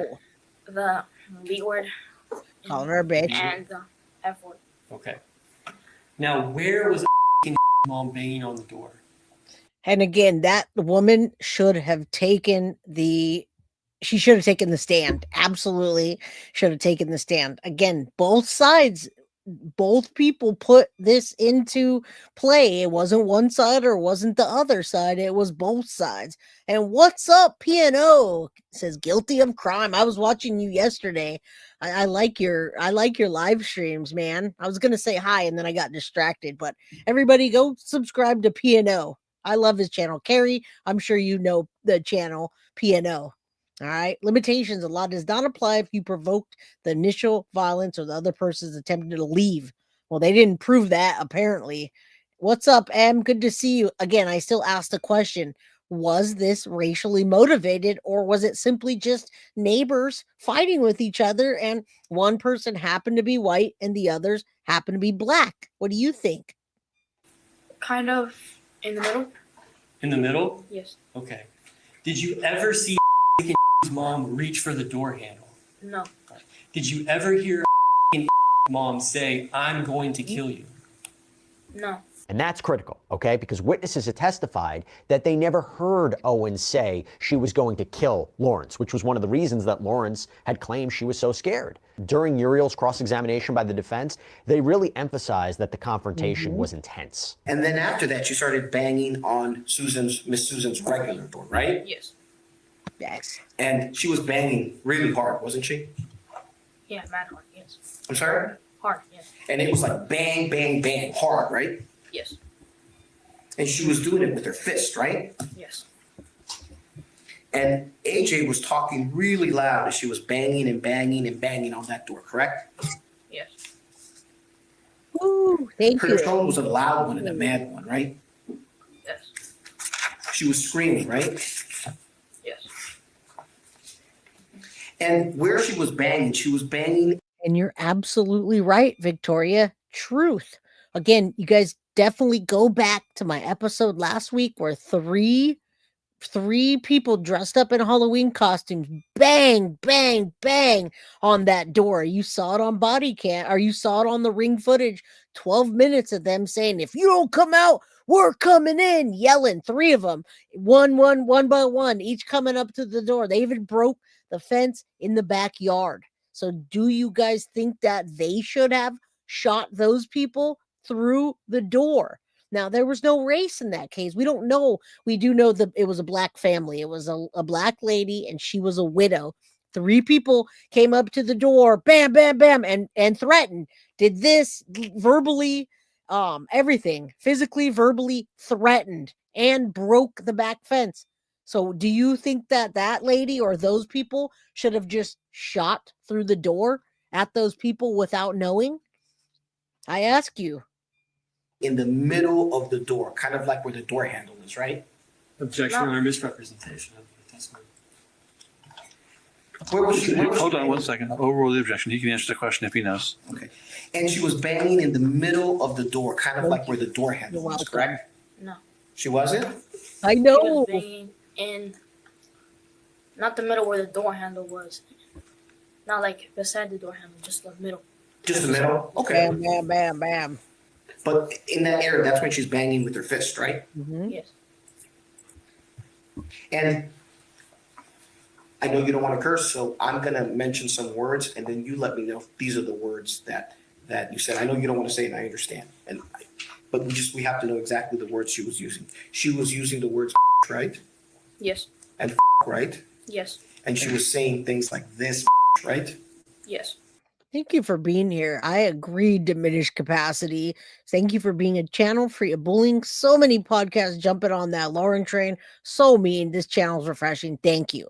Even when we did run that episode on here, everybody was very respectful in chat because we can agree to disagree on this channel without saying bad names, right? We want to take that vocabulary away, the F words and the B words and all the bad words, and replace those bad words with an intelligent word. If you're going to insult somebody, at least be intelligent about it, all right? Lola says, I'm going to stand your ground state. I would never shoot through the door, and me too. I am a responsible gun owner. All right. I know what to do. I know what to handle. I know the safety. And I also know that you just don't do that. It's something you don't do. All right. All right. Let's keep going. Let's get through this, y'all. Thank you for being here. Hit that like button, subscribe if you haven't, get a membership if you can. And happy birthday month to all the people that are out there and have birthday months, Halloween birthdays. All right. We love it. It's baby Guilty's birthday today. And as I mentioned before, when that bullet flew through the door. All right, let's look at the door now. The damage, and I saw this on the Netflix documentary too. I hope they show the whole thing, but you can see the hole that goes through it, and you can tell that it's a metal door because on the other side you can see the way it comes out, and you can see some little like scuffs here. Again, I don't see anything broken, but let's keep looking. And if she would have gotten through the door, then she would never have been in jail right now. And probably if she had not Googled, it, that makes it premeditated, don't you think? And struck Owens. It hit her in the chest. And according to body camera footage, she stumbled a few feet from Lawrence's door before collapsing. Witnesses tried to help staunch the bleeding and keep Owens conscious until paramedics could take over. But you had a forensic pathologist who testified about the absolutely catastrophic nature of Owens' injuries. Can you describe to the jury the damage that the projectile caused as it entered her body and proceeded through it? Sure. So the projectile entered the right side of the chest. It then hit the fourth rib, after which it went through her right lung. It went through the heart. It went through the esophagus. It also went through the aorta, after which it went through the diaphragm, the spleen, and it was recovered from the left lower abdomen area.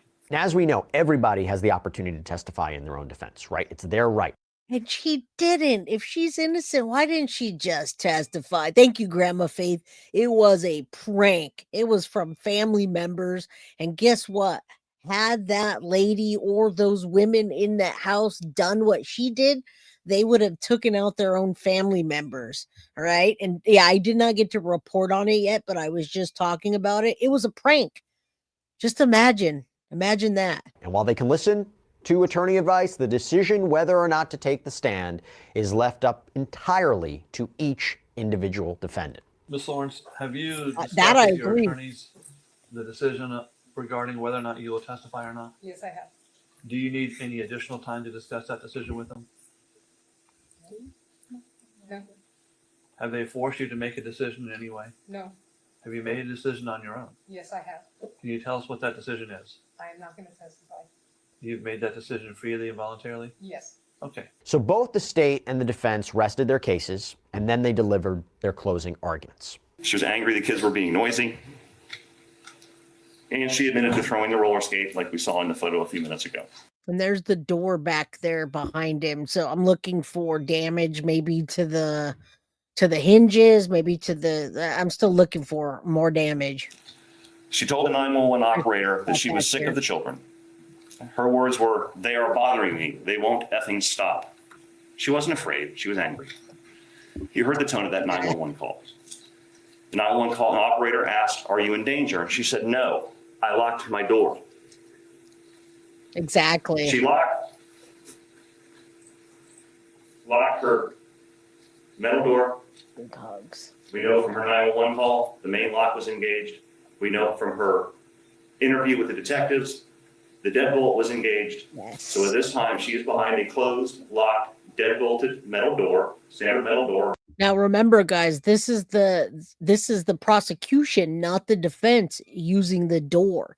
If the defense were using the door, then they would be showing extreme damage and breakage and dents in the door, etc. So take a look at what he's saying. Just pay attention, and the fact that it is a metal door. Yeah, it's a metal door. You can see when you see the bullet hole coming out from the other side.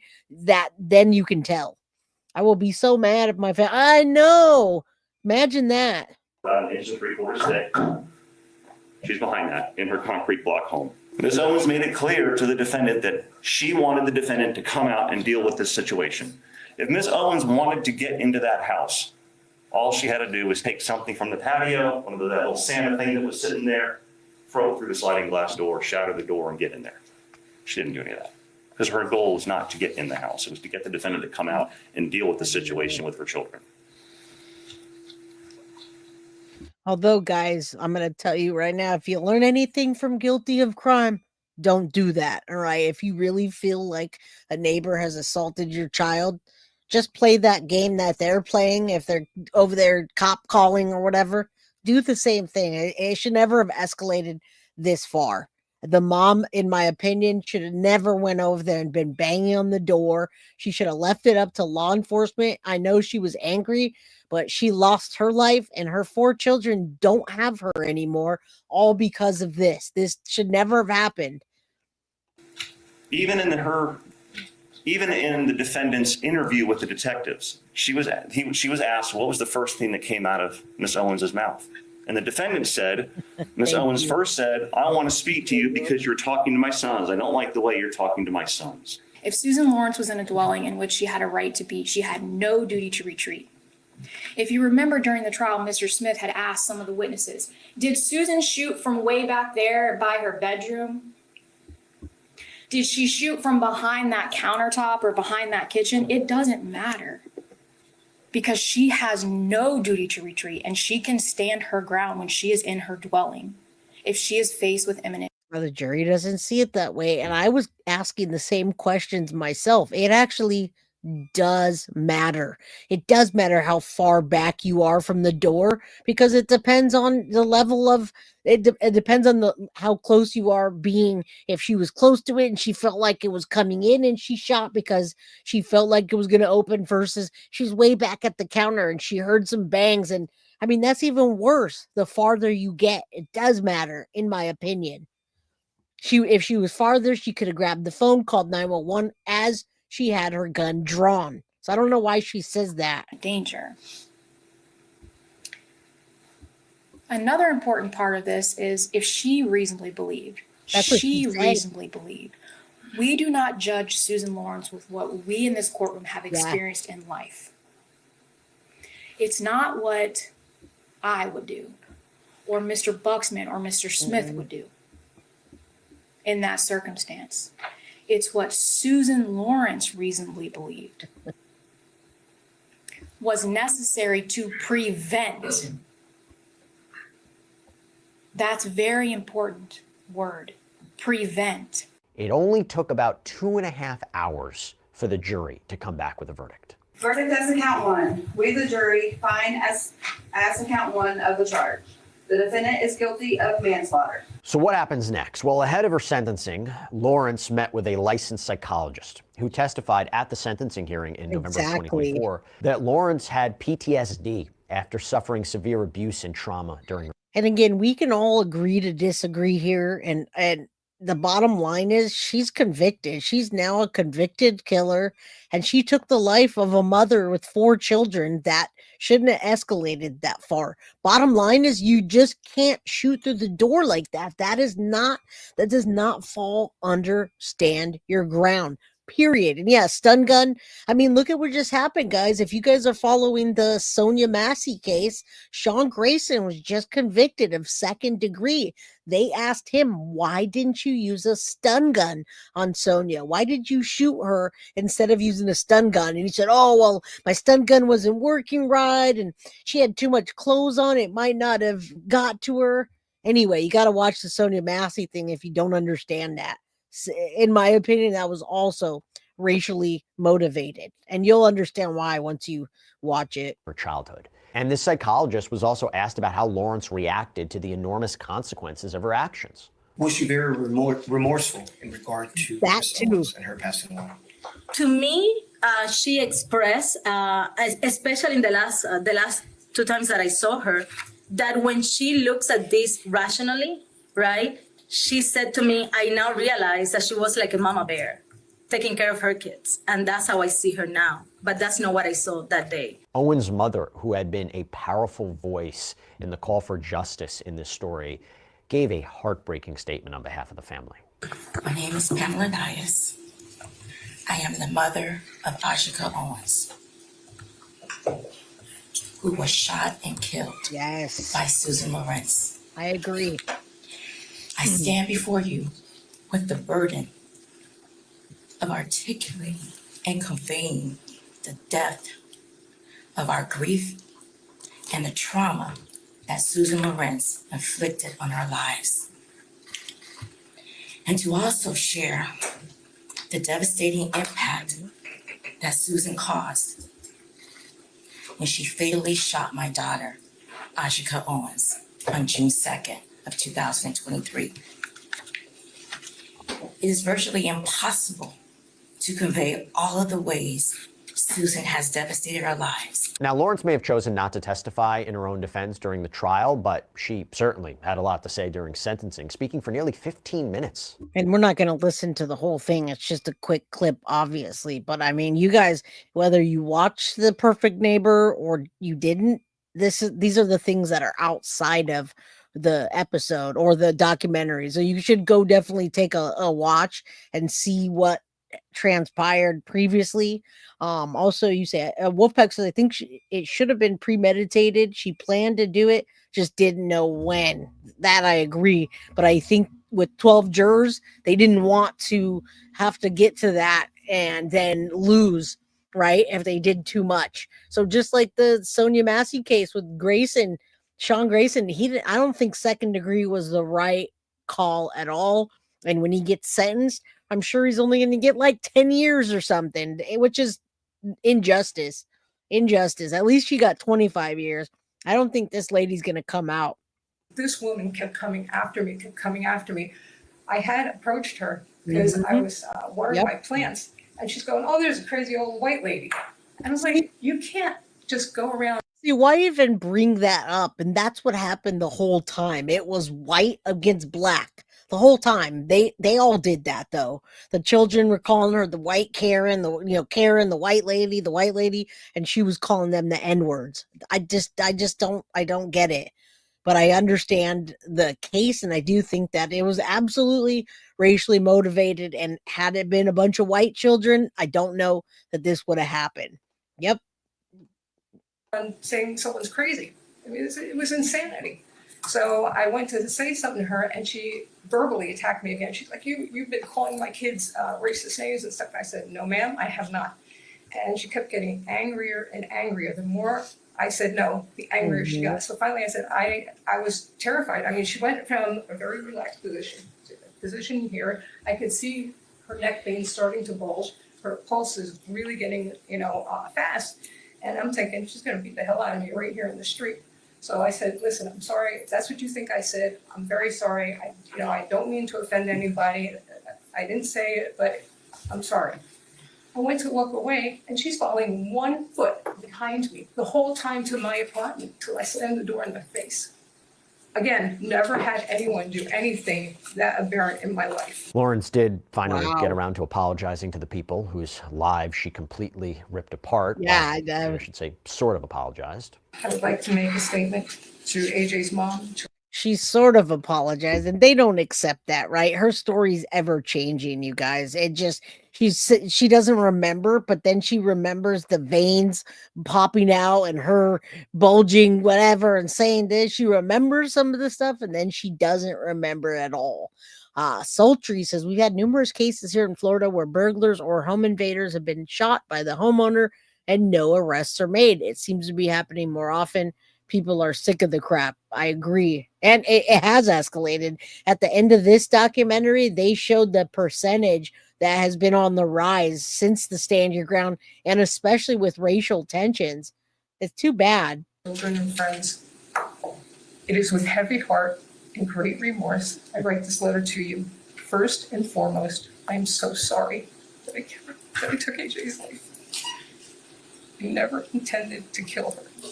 The night I shot that gun, I was confused as to why she was screaming and pounding on my door. I had an idea that told her I had hit him.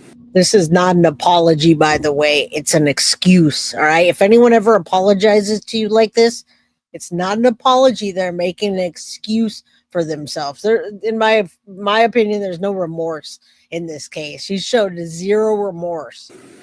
I could not understand why she was so angry.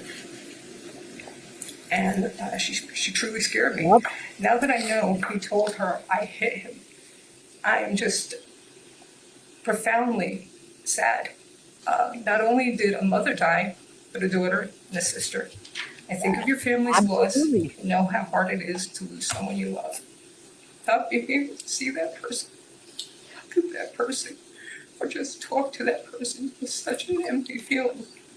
I so wish I could go back and change things. I'm sorry, If she but was still here, I would trade my life so that she could be here, if it were possible. I know that you have all suffered from her loss, and I have prayed for you and your family during this time so that you can, that God could help you. Nothing I can do will change the outcome. I can only tell you I have cried and I feel horrible for my actions. Please accept my humble and sincere apology for this tragedy. Judge Robert Hodges didn't hold back. that was the first time earlier when I was watching this clip that I saw this man's face, and I was like, whoa, it kind of threw me off. But go judge. He does, in my opinion, he does the right thing. I didn't see his face. I don't know if anybody is local in Florida or watches a lot of trials where this judge is on the bench. I wonder what happened. Just curious. Just out of curiosity. Why does she have to make a statement? Sit there, be quiet. She doesn't have to make a statement, but she did. I don't know if she thought that the sentencing would be lighter if she said an apology, but that was like the worst apology I've seen in a while. Yeah, that's why Texas, they have to have entered to the house. They should add that to Florida, stand your ground. As he considered what the punishment for Susan Lorincz should be, what she deserved for killing Owens. When I look at the nature of the offense, I find that the shooting was completely unnecessary in this case. Miss Lorincz was behind the door was locked. She had already called law enforcement. They were en route. She knew they were en route. She was in a relatively safe position. For some reason, she went into her room and found a gun. She could have stayed in the room and put another locked door between her and Miss Owens, but she came back out, put herself in front of the door. And at the time she fired the gun through the door, she was safe. Miss Owens was simply, although she was clearly banging loudly and was probably very angry over the whole situation, it appears to be she was mostly demanding that Miss Lawrence come outside, which would indicate she had no indication of coming inside the house. So when Miss Lawrence fired the gun through the door, she did so knowing a person was directly on the other side of the door. So, and this is why I wanted to watch all of this, because I wanted you to see everything that transpired, just kind of up into it. We can skip the hour and a half of frivolous 911 calls and nonsense, but what happened here was it just wasn't necessary.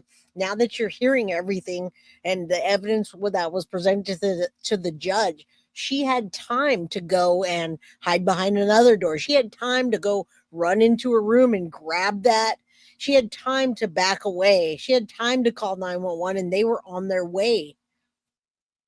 what I'm going to do in this case is she being adjudicated guilty of manslaughter with a firearm, order to serve 25 years in the Department of Corrections. Credit for 538 days. It's $100 cost of prosecution, $100 fine, court cost. Good luck to you, ma'am. You have 30 days to appeal. Susan Lorincz is serving her sentence at the Homestead Correctional Institution in Homestead, Florida. She did a prison interview, by the way, with WCJB in September of this year, completely. And we just saw that. That was last month. Stuck to her story. That includes the allegation that the boys told her they were going to beat her up, that Owens had said she was going to kill her. And by the way, as I mentioned, these are statements that witnesses said they did not hear. According to the Florida Department of Corrections website, Susan Lorinc's release date is set for April 8th, 2048. And that's all we have for you right now. Does anyone think she's going to make it to 2048 at all? Anybody? No, okay. I didn't think so. All right, y'all. We did a 2-hour episode, and I ask you, was it really was it a racially motivated crime? And do you teach your children how to handle an argument? I do. My children know how to handle an argument. My children know that violence isn't the way. My children know not to antagonize people. My children know all of this. My children also know gun safety as well. So it's much different than what happened in this case, unfortunately. He was in a motorcycle accident is that what it? Thank you, Nancy B. So the judge was in a motorcycle accident and the motorcycle caught on fire, if anybody was curious about what happened to him. All right, so was it a racially motivated crime? You guys can decide. Justice for AJ. I'm glad that they're now doing the right things, and with starting a nonprofit, and hopefully the grandma raises the children right. Okay. Nope, it wasn't, or was. I think there will be appeals. She's already tried to appeal, and her defense attorney has cut ties, dropped the case. All right, he dropped her case, and she's out. She's got to get someone else. She was withering away. Kids were being kids, but after the 6th, 7th, 8th call, I think both sides could have done a little bit more to avoid each other. I'm not trying to just be biased for one side, but this did not have to happen. Absolutely not.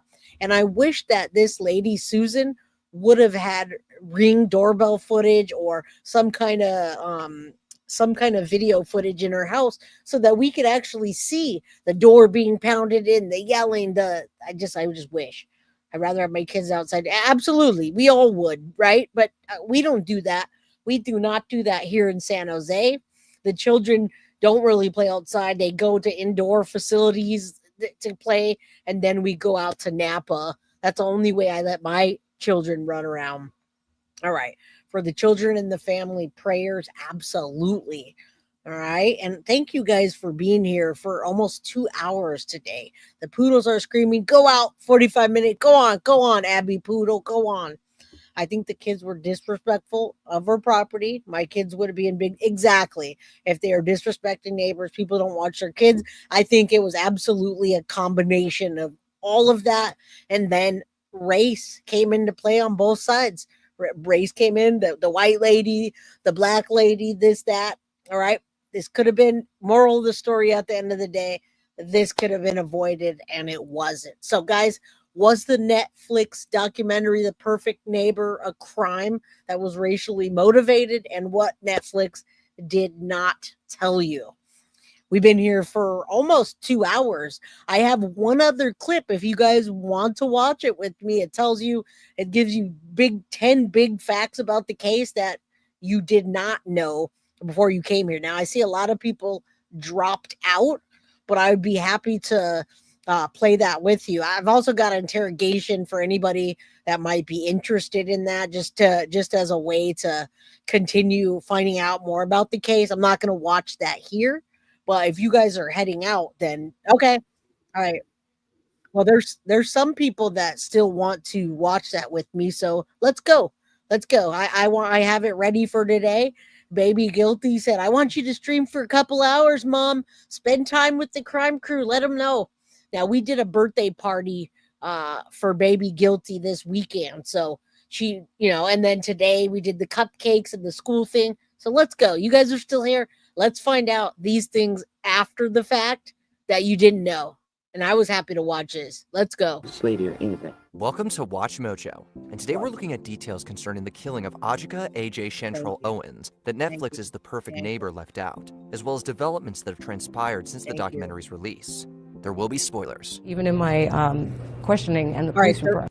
All right, there is spoiler alerts. The whole episode was a spoiler alert, trigger warning, all that. I said, I don't remember firing the gun. How the filmmakers got this footage. This documentary primarily relies on police body cam footage. Ma'am, can I talk to you real quick? Yes, ma'am. The filmmakers also utilize cell phone recordings, 911 calls, and surveillance videos from interrogations. Hit the like button. At times, the audience can't believe what they're watching, not just due to the injustices taking place on screen, but also the fact that the filmmakers were permitted to use this footage. So, but you had already contacted 911. Yeah. Did they advise you that?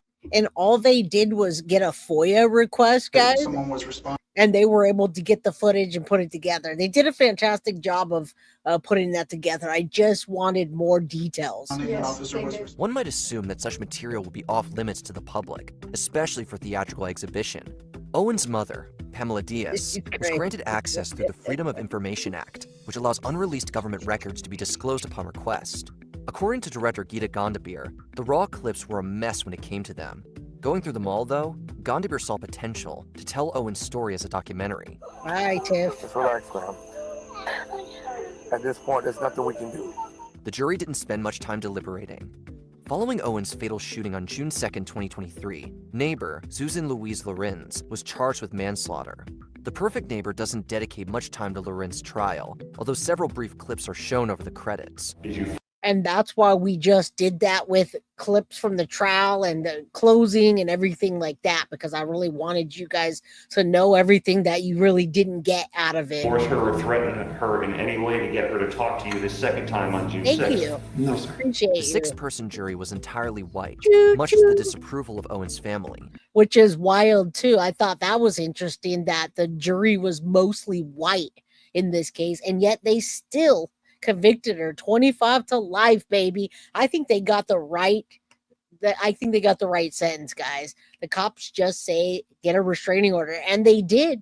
And they did say that, and they do say that. They said that to me.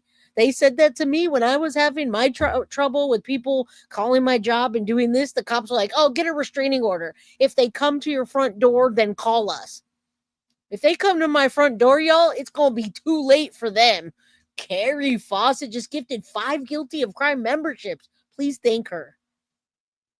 According to the Marion County Court Clerk's office, only 8 of the 70 potential jurors initially polled were black.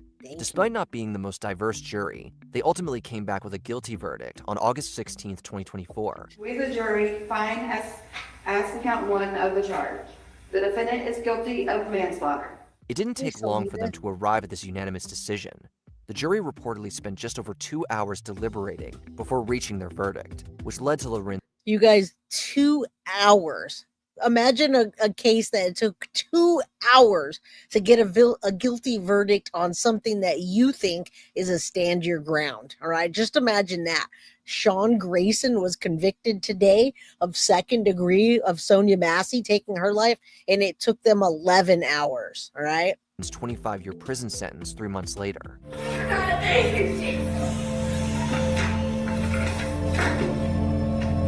Susan Lorincz is facing a wrongful death suit. Lorinc's legal issues didn't end with her trial. When I arrived at the scene, it was complete chaos. During the summer of 2025, a little less than a year after Lorincz was found guilty of manslaughter, Owens' family filed a wrongful death suit against her killer. Shortly before filing the suit, Pamela Diaz described the past 2 years as the hardest, toughest journey she's ever been on. It's been filled with grief, sadness, and despair. It was a very hard watch, very necessary. According to court documents, the family is seeking damages that exceed $50,000. And I do hope that Netflix paid them something, you guys. She won't make it long. I think so too. She's withering away. Time will only tell what the outcome will be. For now, Owens' family is moving forward with the Standing in the Gap Fund. In addition to fighting to repeal Florida's Stand Your Ground law, this cause is dedicated to helping families who have endured loss from race-related violence. So it is educational, it's enlightening, and it's true. Owens' children were considered to testify.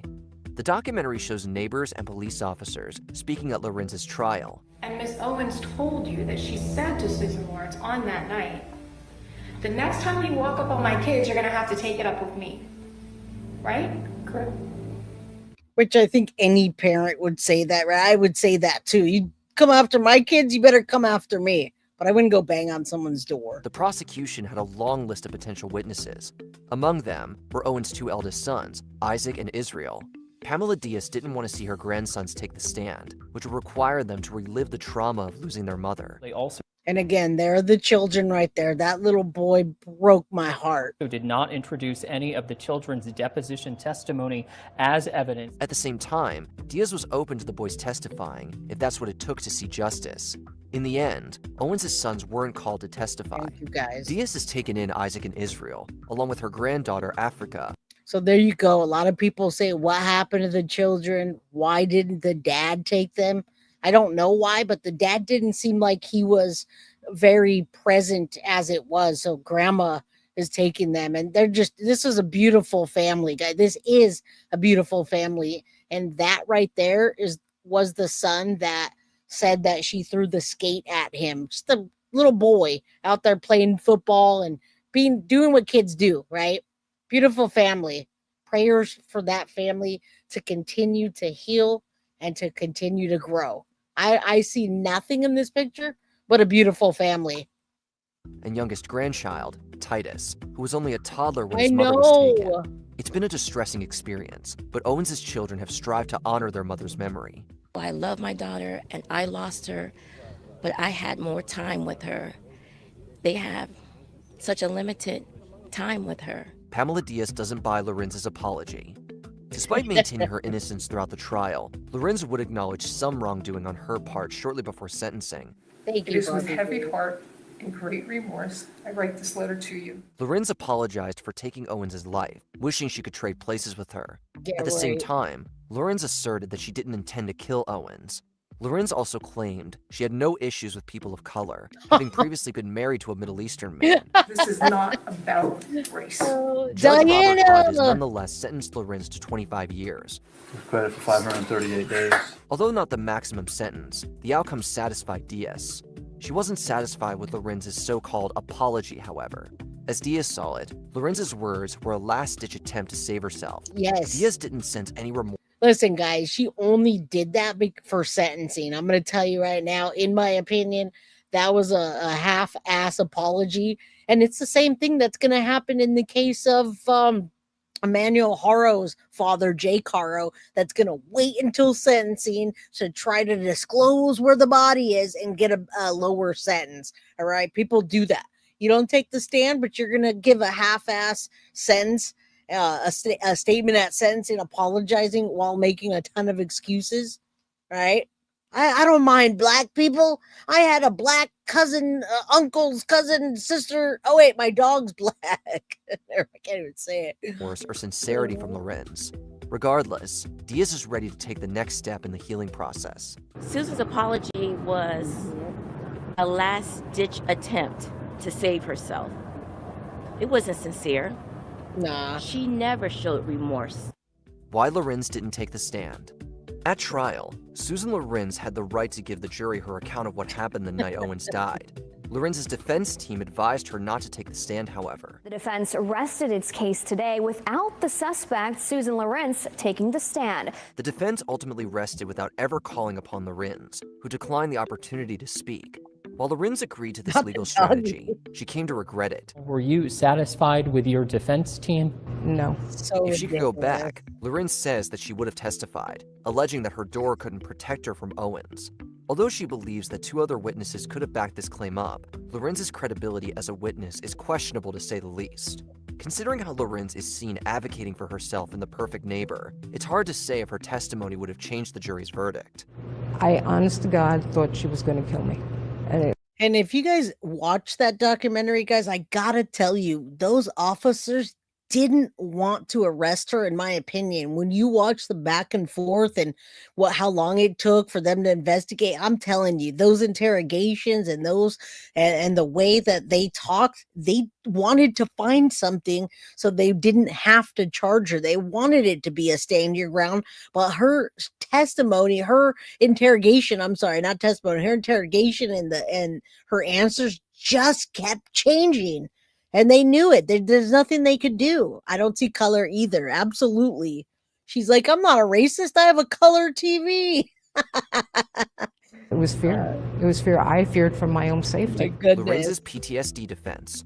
While the defense didn't have Lorincz testify, they did call multiple expert witnesses, which included a forensic technologist, a 3D forensic analyst, and a law enforcement trainer who discussed psychology, despite lacking such a license. Anxiety is caused by not necessarily the threat, but how you appraise the threat, and that's based on what you think your coping mechanisms are. Lorentz's sister also spoke, claiming that they were raised in an abusive household, surrounded by mental illness and substance use. Was your father physically strong? Yes, he was a sheetrocker, and he worked in, construction, so he was very strong. Another expert witness suggested that Lorincz could be living with post-traumatic stress disorder due to her upbringing. So it's very important to know that psychological trauma is deeply biological, and that trauma comes back sometimes not only as a memory, but as a... This is almost ridiculous that they put these people on stand. I mean, it rightfully so, but what? Reaction. The defense reiterated this at her sentencing, although the prosecution argued that PTSD wasn't the cause of the crime. While the judge agreed that Lorincz likely has PTSD, he didn't believe her mental health excused what he called very aggravated manslaughter. He added that Lorinc's actions were completely unnecessary. Miss Lawrence was behind the door was locked. She had already called law enforcement. They were en route. The director's connection to Owens. Director Geeta Gondabir previously served as the editor on Spike Lee's Peabody, an Emmy Award-winning documentary, If God is Willing and the Creek Don't Rise. We all know there's blood in that BPR. Gondabir went on to direct multiple documentary projects, including The Perfect Neighbor. This feature was especially personal for Gondabir, whose sister-in-law, Kim, was best friends with Owens. Oh, wow. Upon learning of Owens' death, Gondabir... Hey man, you guys, we just need a budget. Let's get a budget and put a documentary together. We could do it. Let's do it together. Get Netflix. Netflix will give us millions. The lady should have moved to a 55 plus. She actually said she was moving. She was talking about packing. I don't know what happened, but she should have just continued to move and called 911. All right. Some people do have PTSD from a bad childhood, but they don't take the life of someone else's. I agree. A lot of people have a difficult past. They don't do that. Flew to Florida and started filming. And so when this happened, we immediately got a phone call about the fact that Ajike had been murdered. She didn't set out to make a documentary. Gondabir was merely shooting footage to raise media attention in case Lorincz walked free. When Owens' family acquired the body cam footage, it was purely for legal purposes. It wasn't until after going through the footage that Gondabir got the idea to make this documentary, with Owens' family giving their blessing. Ajike losing her life is not just a story of tragedy. It's not a story of sadness or trauma. It's an opportunity for real hope, change. Ajike Chantrell Owens' life. While the film explores Owens' tragic death in great detail, again, it's a lot of FOIAs and body cam put together. All right. Skin is like color is like the wrapping on a Christmas gift. Life with everyone would everyone the same would be boring. I agree. I just don't see it like that. I don't see those people that way. I don't see a group of people and be like, "Oh, those are black people." I say, "Oh, what a beautiful family that is. Look at that beautiful little boy, the beautiful."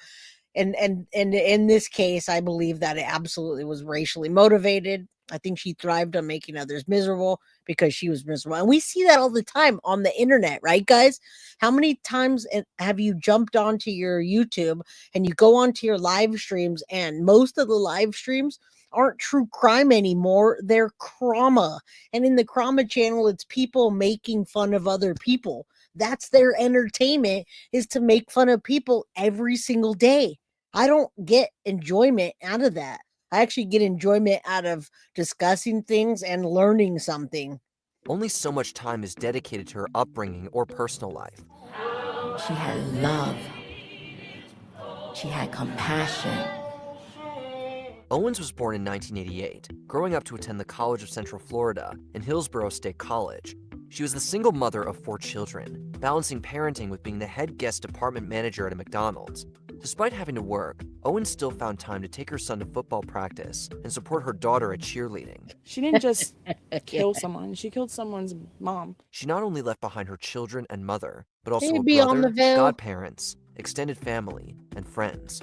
That was the little guy that broke my heart in this documentary. If you guys haven't had a chance to watch it, and you do, you'll see exactly what I mean by this. All right. And welcome to Beyond the Veil. I'm glad you caught us. Thank you. All right. Owens is remembered as a community leader, a devoted Christian, and a selfless mentor whose lack of resources didn't prevent her from giving. She chose you over her. I agree. That's what mothers do. That was an awesome thing that he said, and I got to tell you why. It was because it at his mother's funeral, this preacher is telling this little boy that his mom was protecting him, and that's what mothers do, because he doesn't want him to go on with his life and blame himself for calling his mom over to help him with that lady. And that's the bottom line of what he was saying, and that was touching. Continue. Be sure to subscribe to our channel and ring the bell. All right, is Almost this a it? year after 9 months after The Perfect Stranger premiered in Sundance, and almost a year after she was found guilty, Lorincz sat down to speak with ABC affiliate WCJB. So as someone of faith, how did you end up here? A very unfortunate series of events. An unfortunate series of events. Not I made a mistake by doing X, Y, and Z. Shouldn't have done that. Never should have escalated that far.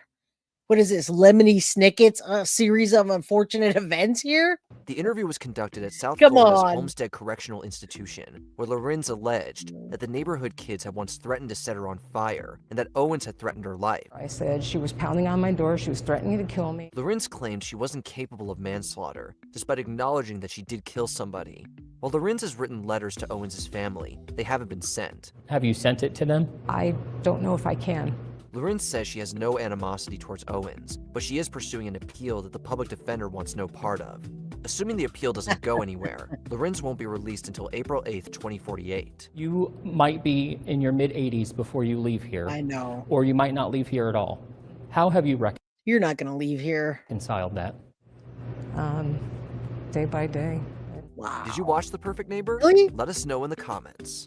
All right. Yeah. And that being said, I dropped that for you guys. Did you watch The Perfect Neighbor? If not, you guys should definitely go check it out. Again, it's just a bunch of body cam footage and 911 calls, which is pretty much what we do here all the time, right?